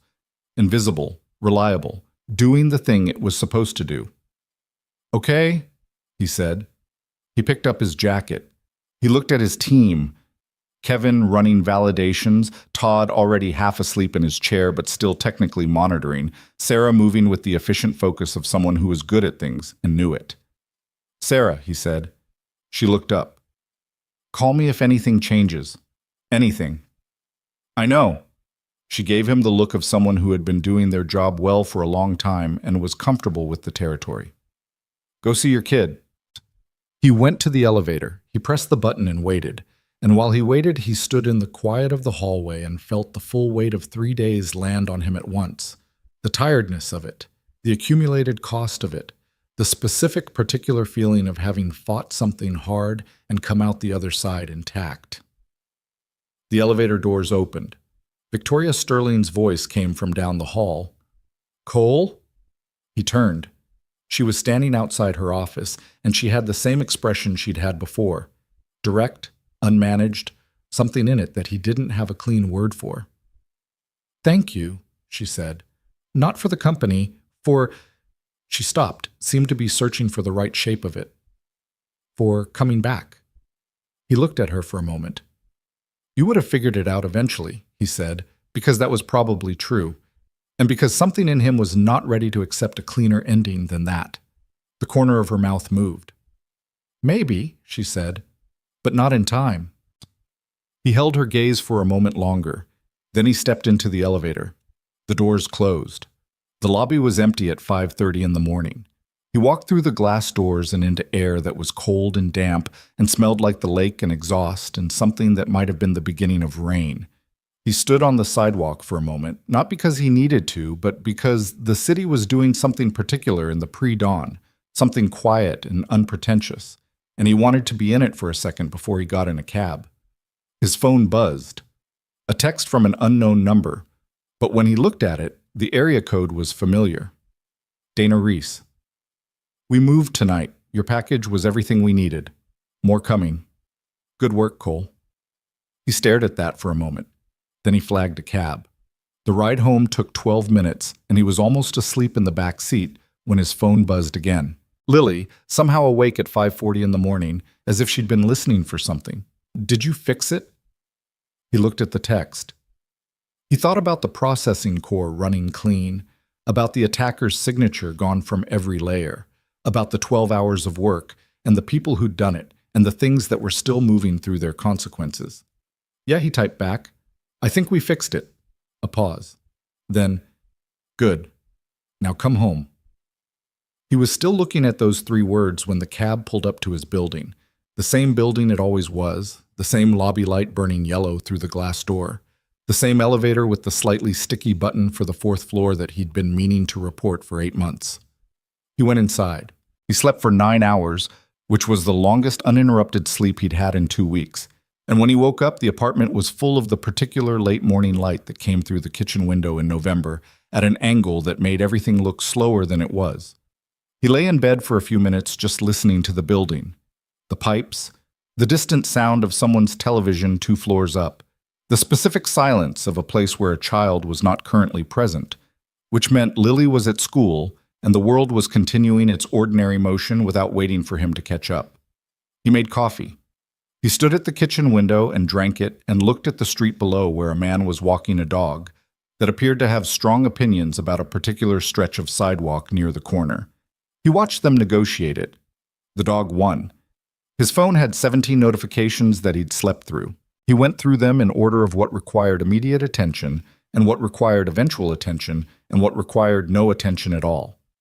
Sarah had sent 3 messages between 6 and 9 in the morning. The post-restoration audit was complete, all layers clean, full transaction processing restored, no anomalies. The 4th message, sent at 9:42, said simply, all good here, sleep. Dana Reese had sent 1 message at 7:15, formal interview request coming through official channels this week. Keep your calendar open. Also, you were right about the entry point. The VPN address traces somewhere interesting. More soon.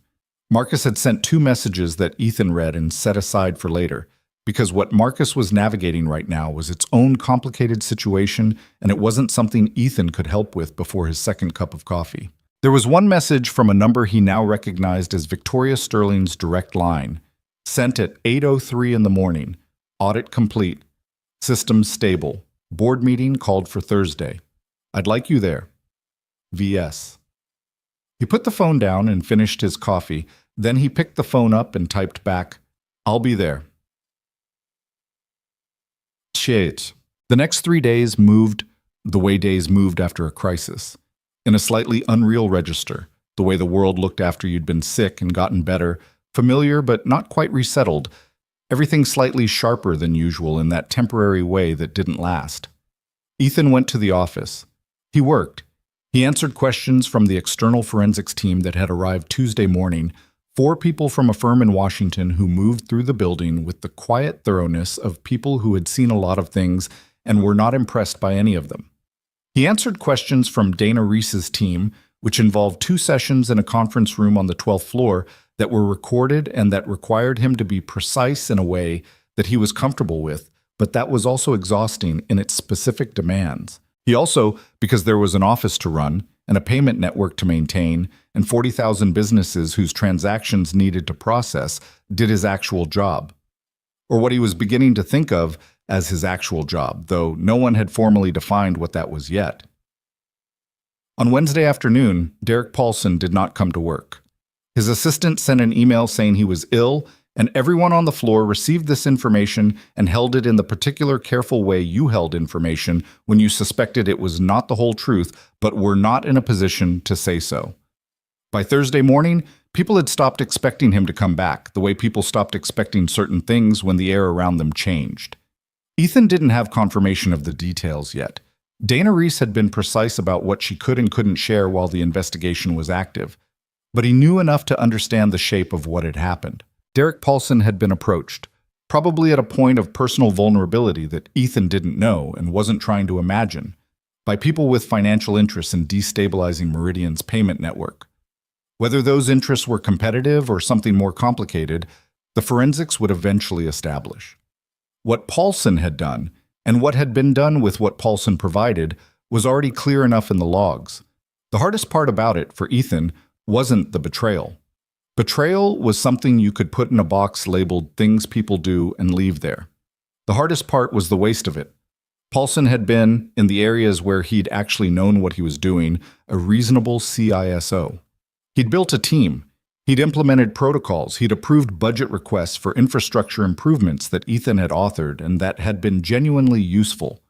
Whatever had led him to the decision he'd eventually made, it had cost more than he'd probably calculated. But Ethan wasn't the one who'd have to sit across a table from Dana Reese and explain his reasoning, and that meant it wasn't his weight to carry.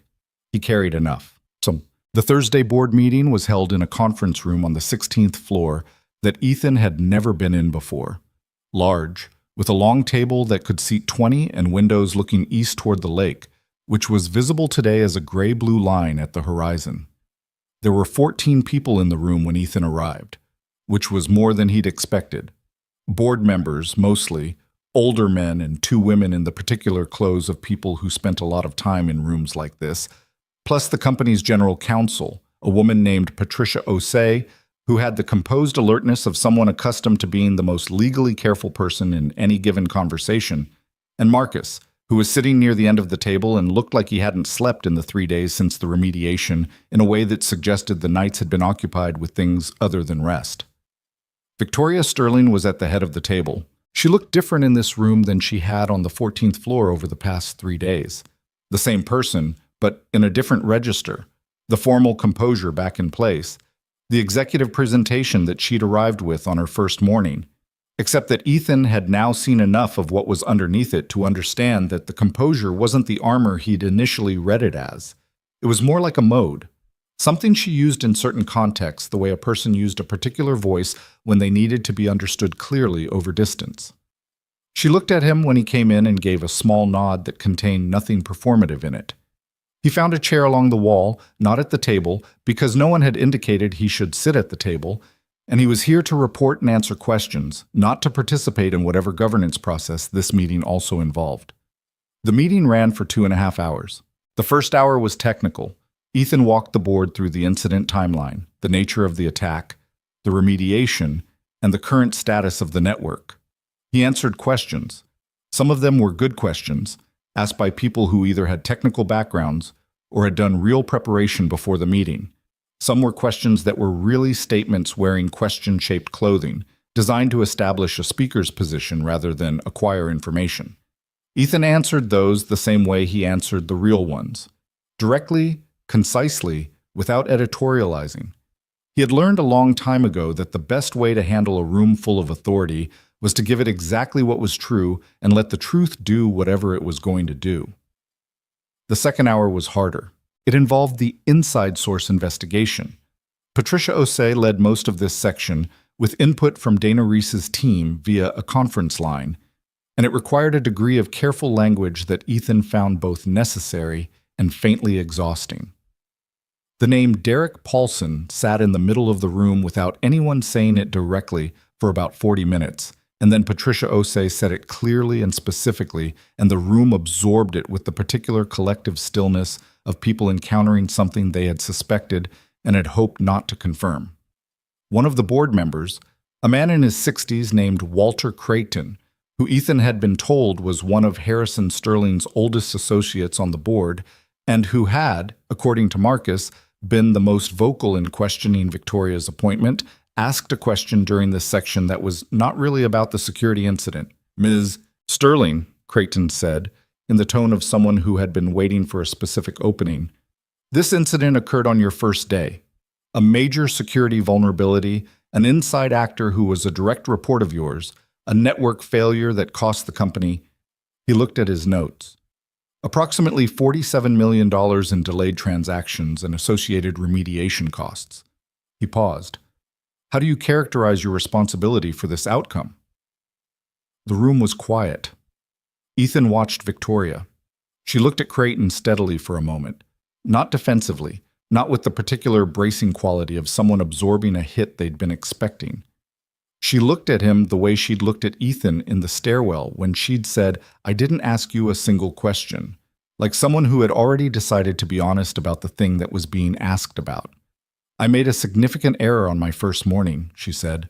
"I terminated the employment of the person who had been managing the active security incident without asking him a single question about why he was there or what he'd been doing." She said it to the room, not to Creighton specifically. "I acted on an impression rather than information. That decision accelerated the crisis. It didn't cause the underlying attack, but it removed the only person in the building who fully understood what was happening and how to stop it." A pause. "That's my responsibility. I own it." Creighton looked at her. "And you consider that acceptable for someone in this role?" "No," she said. "I don't. I also don't consider it disqualifying." She held his gaze. "I made a mistake.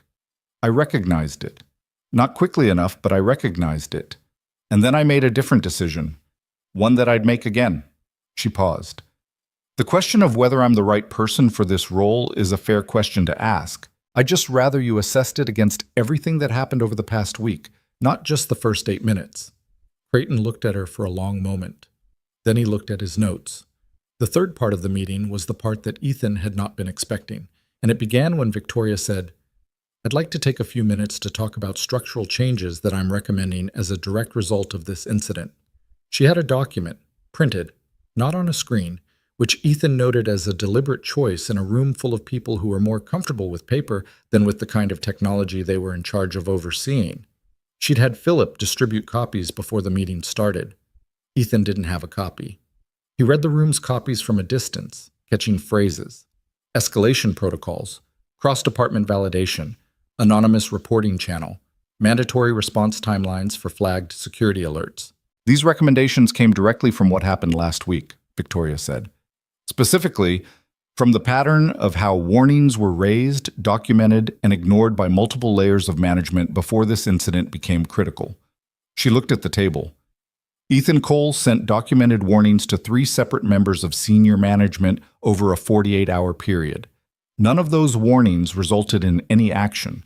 That failure is a structural problem, not a personnel problem, and it requires a structural solution. She walked through each recommendation. She did it without drama and without the kind of corporate language that turns genuine concerns into performance of concern. She'd written it, Ethan could tell, herself. There was a directness in the phrasing, a lack of committee speak, that suggested one person's thinking rather than language that had been softened by multiple rounds of revision. When she finished, Walter Creighton said, "These changes would represent a significant shift in how the operations division relates to executive leadership." "Yes," Victoria said. They would. Some of us would argue that the current structure, she said, allowed a critical security warning to be dismissed by a CISO who, we now know, had a direct interest in ensuring that warning went unheard. She said it evenly. I'd argue that's a fairly significant indictment of the current structure. Creighton was quiet. The vote on the recommendations was not unanimous. 3 board members voted against, Creighton among them. The rest voted in favor, including 2 members who had originally been skeptical of Victoria's appointment and whose votes carried a weight that wasn't lost on anyone in the room. The meeting ended at 12:40. People gathered their things and began the various small conversations that followed formal proceedings. The real conversations, the ones where people said what they'd been thinking during the official part. Ethan stood and moved toward the door because he had work to get back to and because boardroom social dynamics were not a landscape he was particularly equipped to navigate. Cole. He turned. Victoria was still at the head of the table. The room had mostly cleared. Creighton was speaking with Patricia Osai near the window. Marcus was on his phone near the door. She walked toward him. She had the document in her hand and she held it out. Page 4, she said. 3rd recommendation. He took it and turned to page 4.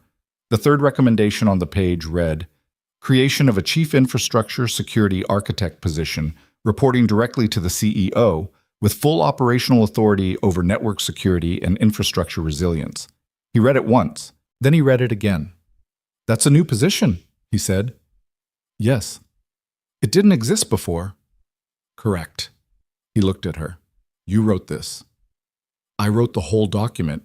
She wasn't performing modesty or false casualness about it. But that one I wrote knowing who I was writing it for. He looked at the page again. The job description was, he recognized his own work in it, actually, the specific language of his 11-page remediation plan, the priorities he'd articulated over 3 days, the structural gaps he'd been identifying for years and had never had the position to address. She'd read it carefully enough to understand what was actually in it. I'd want to understand the full scope, he said. Not yes, not no, a real response to a real offer. I'd expect you to.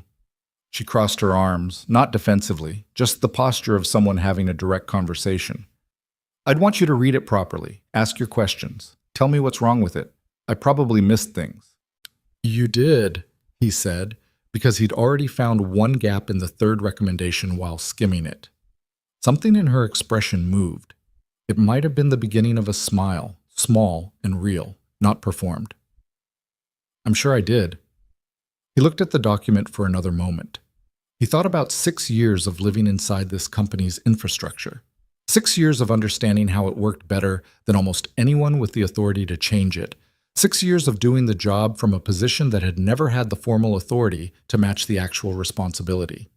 He thought about the nights he'd spent on the 14th floor, not because anyone required it, but because the work required it, and about what it might be worth to do that work in a configuration where the work could actually be sustained without running himself into the ground every 3 months.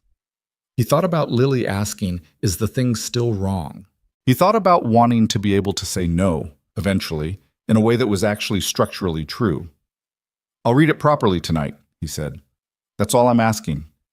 He folded the document and put it in his jacket pocket, and he walked out of the conference room and down the hallway toward the elevator. And the city outside the 16th floor windows was doing what the city did at noon on a gray November Thursday, being large and indifferent and full of motion, moving through its own concerns at its own pace, entirely unconcerned with what had just happened in a conference room overlooking it. That was fine with him. He picked Lily up from school that afternoon. This was not something he got to do often. The school day ended at 3:15, and on most days he was still at the office until well past that, Mrs. Huang covering the gap with the practiced ease of someone who had made herself indispensable and knew it. But today he left at 2:45 and walked the 6 blocks to the school and stood outside the front entrance with a dozen other adults waiting for the doors to open. And he was aware of how ordinary it was, how specifically and completely ordinary, and of how much that ordinariness was worth. Lily came through the doors in a group of 3 girls who were in what appeared to be the middle of an argument about something involving a game Ethan didn't recognize, and she was talking with the full body involvement she brought to things she cared about, hands moving, making a point. Then she saw him, and her whole face changed, that fast, specific shift, and she broke away from her group and ran the last 20 feet. She didn't jump on him. She was 7, not 5. She was very clear about that distinction. But she grabbed his hand with both of hers, which was its own kind of thing. "You came," she said. "I said I would." She hadn't actually known he was coming. He hadn't told her. She looked up at him with an expression that was partly delighted and partly the evaluating look she used when she was trying to figure out how sustainable a good thing was. "Is everything okay?" "Yeah," he said. "Everything's okay." She studied his face for a moment with the thoroughness she applied to things that mattered to her. Whatever she found there, it seemed to satisfy. She turned back to wave at her friends, the argument apparently tabled for later, and they started walking. They walked the 6 blocks home. She talked about her day, which had involved a math test she was confident about, and a situation at lunch that she described with the detailed precision of a natural storyteller who understood that context was everything. He listened. He asked questions. She answered them and asked her own. At one point, about 3 blocks from home, she said, without particular preamble, "So they want you to stay?" "They offered me a job, yeah." "A better one?" "A different one. Better, in some ways." She was quiet for a moment, watching the sidewalk, the deliberate step she did when she was thinking where she placed her feet exactly on the cracks. "Do you want to stay?" He thought about it honestly, the way the question deserved. "I think so. Yeah." "Even though she fired you?" "She made a mistake," Ethan said. "She fixed it." Lily's mouth moved slightly. "You fixed it." "We both did, in different ways." She seemed to consider this. "Is she nice?" He thought about the coffee that had appeared beside his keyboard. He thought about her sitting at the spare workstation at 4 in the morning, jacket off, sleeves rolled, drinking something that had gone cold. He thought about her standing up in front of a boardroom and saying, "I made a significant error without softening it into something easier." "I don't know yet," he said honestly. "She's trying to be better at something she wasn't good at before. That counts for something." Lily appeared to accept this as a reasonable assessment. She took his hand again, loosely this time, the way she did when she wasn't asking for anything, just maintaining contact. "Okay," she said. "Then you should stay." He looked down at his daughter, who was 7 years old, and had figured out in about 45 seconds what he'd been turning over in his head all day, and something settled in him that had been slightly unsettled since the board meeting, some last unresolved question finding the place it was supposed to rest. "Yeah," he said. "I think you're right." Yeah. He called Victoria Sterling that evening after Lily was in bed. It was 8:30, which felt like a strange hour to call your employer, or possibly employer, but she picked up on the second ring and didn't sound like someone for whom 8:30 was an unusual time to receive a work call, which probably said something true about how her days ran. "I read it properly," Ethan said. "And?" "There are 4 things I'd want to change." A pause. "Tell me." He told her. She listened without interrupting, which he'd come to understand was her actual listening mode. She went quiet in a way that was full rather than empty, the silence of someone processing rather than waiting for their turn to talk. When he finished, she said, "That's fair," about 2 of the 4, pushed back on the 3rd, and asked a question about the 4th that was a good question, the kind that revealed she'd been thinking about the same problem from a different angle and had gotten stuck in a different place. They talked about it for 20 minutes. Not negotiating exactly, more like 2 people who had both been thinking about the same structural problem and had arrived at different conclusions and were trying to find the place where the conclusions met. By the end of the conversation, they'd worked out 3 of the 4. The 4th one they agreed to table for a formal meeting the following week with the relevant people in the room, because it touched on cross-department authority that required more people's input than just theirs. "Cole," she said near the end of the call. "Yeah." A pause that had something in it that was harder to characterize than the professional pauses earlier in the conversation. "I want to ask you something, and I want you to tell me the actual answer, not the diplomatic one." He waited. "Do you think I can do this job?" He sat with that for a moment. He thought about her first morning, the woman who had walked onto his floor with a welcoming party and seen what she expected to see and acted on it without asking a question. He thought about that same woman sitting on the 14th floor at 4 in the morning, sleeves rolled, drinking cold coffee, present in a way that nobody required her to be. He thought about the document she'd written and what was in it and how it had been written. "I think you can," he said. "I think you're going to make more mistakes, and I think how you handle them is going to matter more than whether they happen." He paused. "But yeah, I think you can do it." She was quiet for a moment. He couldn't see her face, but he had a specific sense of how she was holding that response, carefully, as something real rather than reassuring. "Thank you," she said. Not performed gratitude, just the words. "Don't thank me. Just read the reports when they come." She almost laughed. He could hear the shape of it even if it didn't quite surface. "I will," she said. "Good night, Cole." "Good night, son." The weeks that followed were not clean or simple, or anything that could be accurately described as a fresh start, because fresh starts were a fiction people told themselves when what was actually happening was the much messier process of continuing to exist in a situation that had changed and learning how to move in it differently. Ethan took the job. The formal offer came through on a Monday, and he signed the paperwork on a Wednesday and started the new role on the following Monday, which was both too fast and the only pace that made sense given what the network still needed. His first act in the official capacity of Chief Infrastructure Security Architect was to schedule a full audit of every software update that had been approved in the previous 18 months, which was not glamorous work but was necessary, and which revealed 2 additional vulnerabilities that had been dormant and were now not. Sarah got a promotion, which she handled with the same even-keeled competence she applied to everything and which she acknowledged with "about time" when Ethan told her, which made him feel better about the fact that it had taken this long. Kevin asked to be moved to the security team permanently, and Ethan said yes, and Kevin spent about a week in a visible state of the particular stunned gratitude that people existed in when something they'd wanted had happened without them being entirely sure they'd deserved it. He settled into it quickly, which was the right response. Marcus Webb was a more complicated situation. He'd been aware of the early warnings Ethan had sent and had marked them as OIs, which was not the same thing as Paulson's choices, but was also not nothing. He and Ethan had a direct conversation about it in the second week. Not a formal one, just the two of them in the break room with bad coffee, a conversation that was uncomfortable in the specific way that honest conversations between people who need to work together and have a grievance between them are uncomfortable. It didn't resolve everything, but it moved things forward in a way that felt real rather than managed, and that was probably the best you could ask for. Derek Paulson's situation was handled by people with legal authority that Ethan didn't have and jurisdiction that extended beyond the building, and so Ethan's involvement in it ended when the forensics team took his documentation and Dana Reese closed her interview sessions and thanked him for his cooperation.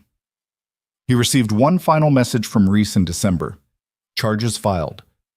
The address traces to a competitor's infrastructure investment group. It gets messy from here, but you gave us what we needed. Doctor. He read it at his kitchen table and thought about the waste of it again. The specific sadness of watching someone capable do something that couldn't be undone. And then he folded it into the category of things he couldn't fix and let it be there. Walter Creighton resigned from the board in December, citing personal reasons, which was the language people used when the reasons were real but complicated. 2 of the other board members who had voted against the structural recommendations came to Victoria individually in the weeks after the meeting and indicated, with varying degrees of directness, that they'd been watching and found the situation more encouraging than they'd expected. She told Ethan about this, not because it changed anything, but because she'd started the practice of keeping him informed about things that were relevant, and relevant had expanded its definition somewhat from where it had started. They worked well together, which was not a thing he had predicted and which continued to surprise him in small ways. She was direct in a manner that cut through layers he'd spent years navigating. She was willing to say she didn't understand something, which was rarer in people at her level than it should have been. She pushed back when she disagreed, and she did it specifically enough that you could engage with the pushback rather than just absorbing it. And she read the reports, every one of them. He found this out by accident 3 weeks in when she referenced a technical detail from a weekly infrastructure summary that he'd assumed nobody above his pay grade had opened. And something about that discovery settled a question he hadn't realized he was still carrying. She also made mistakes, because she was 30 years old and 9 weeks into a role that nobody at 30 was fully ready for, and the mistakes were the ordinary kind. Misjudging a tone in a board communication, moving too fast on a vendor decision that required more due diligence, underestimating how long a particular transition would take, and telling stakeholders it was closer than it was.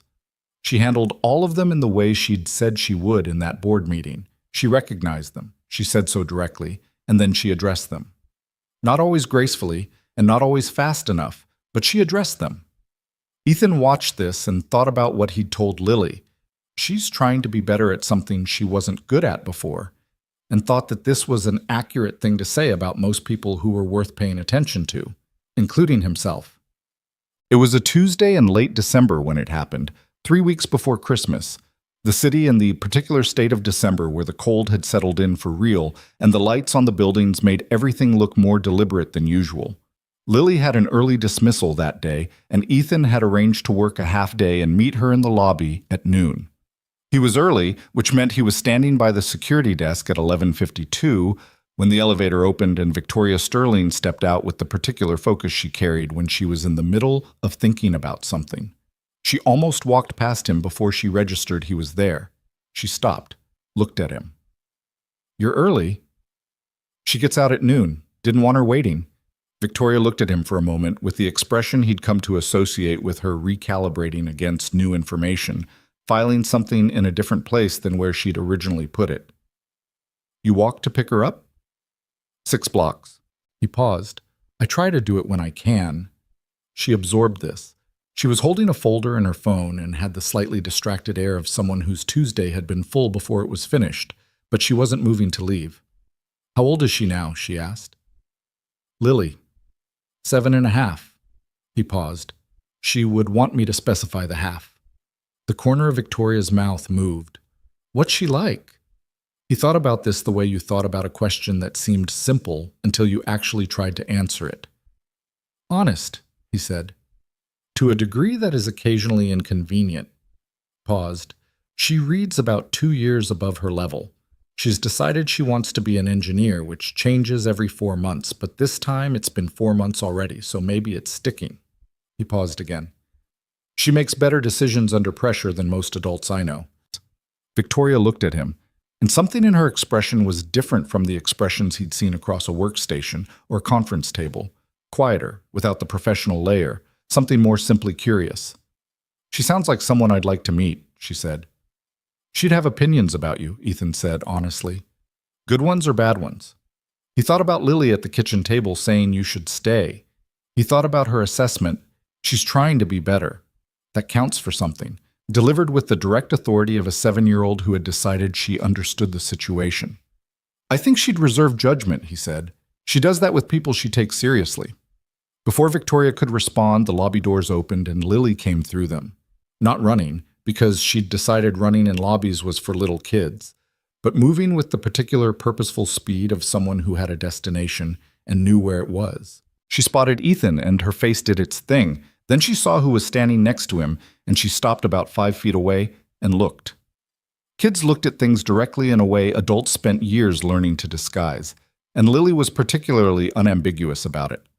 She looked at Victoria Sterling with the full uncensored assessment of a 7-year-old who had heard enough about this person over the past several weeks to have a model of her and was now checking the model against the reality. Victoria looked back with the same directness. Not the executive composure, not the mode, just a person looking at another person, the way people looked when they weren't performing anything. Lily turned to her father. "Is this her?" "Lily. I'm just asking." She turned back to Victoria. "Are you the one who fired him?" Ethan briefly considered the structural integrity of the lobby floor and whether it could absorb a person if they stepped through it. Victoria said, "Yes, that was me." Lily nodded slowly, processing this. "And now he works here again." "He does. He works here in a different way than before." "A better way?" Victoria looked at Ethan for a fraction of a second, and there was something in that fraction of a second that he would have had trouble describing. Acknowledgement, maybe, or the specific awareness of a full circle arriving at its point. "I think so," she said. "A better way." Lily considered this for another moment. Then she turned back to Ethan. "Okay." She grabbed his hand. "Can we get lunch? I've been thinking about that sandwich place." "Yeah," he said. "We can get lunch." He looked at Victoria. She had her folder and her phone and her Tuesday afternoon still waiting for her, and she was looking at the two of them with the expression of someone who had seen something they hadn't expected and were deciding what to do with it. "Sterling," he said. She looked at him. "Thank you for the position," he said. "I'll see you tomorrow." She nodded. Something in her face was more open than it usually was when the building was full, and the meeting was in progress, and the professional register was doing its work. "See you tomorrow, Cole." He and Lily walked out through the glass doors into the cold December air, her hand in his, the city going about its enormous indifferent business around them, and he thought about how things that mattered usually didn't announce themselves as mattering at the moment they started. They were just the next step, and the next, and the next. And you understood what they were adding up to only later, from a distance, looking back. He had no way of knowing what the next months would hold, whether the reforms in that 11-page board document would survive contact with the reality of an organization that had been structured a certain way for years, whether the investigation would turn up things that made the building more complicated than he'd already found it, whether Victoria Sterling would become the leader she was trying to become, or whether the gap between intention and execution would close her down the way it closed down most people who tried to change things from the inside. He didn't know. And the not knowing was not the comfortable kind, the managed uncertainty of someone who had learned to live with ambiguity. It was the real kind, genuinely open, capable of going a lot of different directions, contingent on choices that hadn't been made yet by people who were capable of making them wrong. That was the actual texture of it. Not clean, not wrapped up, not the version of the story where everyone had learned their lesson and things were going to be fine now. Just people continuing to make decisions in the middle of situations they couldn't entirely control, trying to be better at the things they hadn't been good at before, with no guarantee that trying was going to be enough. But trying anyway. Because the other option was not trying, and he'd watched that option long enough to know what it cost. "Dad?" Lily said. "Yeah. You're doing the quiet thing." "The what?" "The quiet thing. When you're thinking too much and you're not here." She looked up at him without slowing down. "You're here. With me. Right now." He looked at his daughter, who was 7.5 years old and possessed, among her other qualities, the specific and slightly alarming ability to locate a person's actual situation and point at it without ceremony. "You're right," he said. "I'm here." She squeezed his hand once, briefly, the way she did when she was satisfied. "The sandwich place is 2 more blocks," she said. "I know where it is." "I know you know. I'm just saying." He looked at her. She was looking ahead, watching the sidewalk, the familiar deliberate step on the cracks, her breath making small clouds in the December air. He squeezed her hand back. They walked the 2 blocks.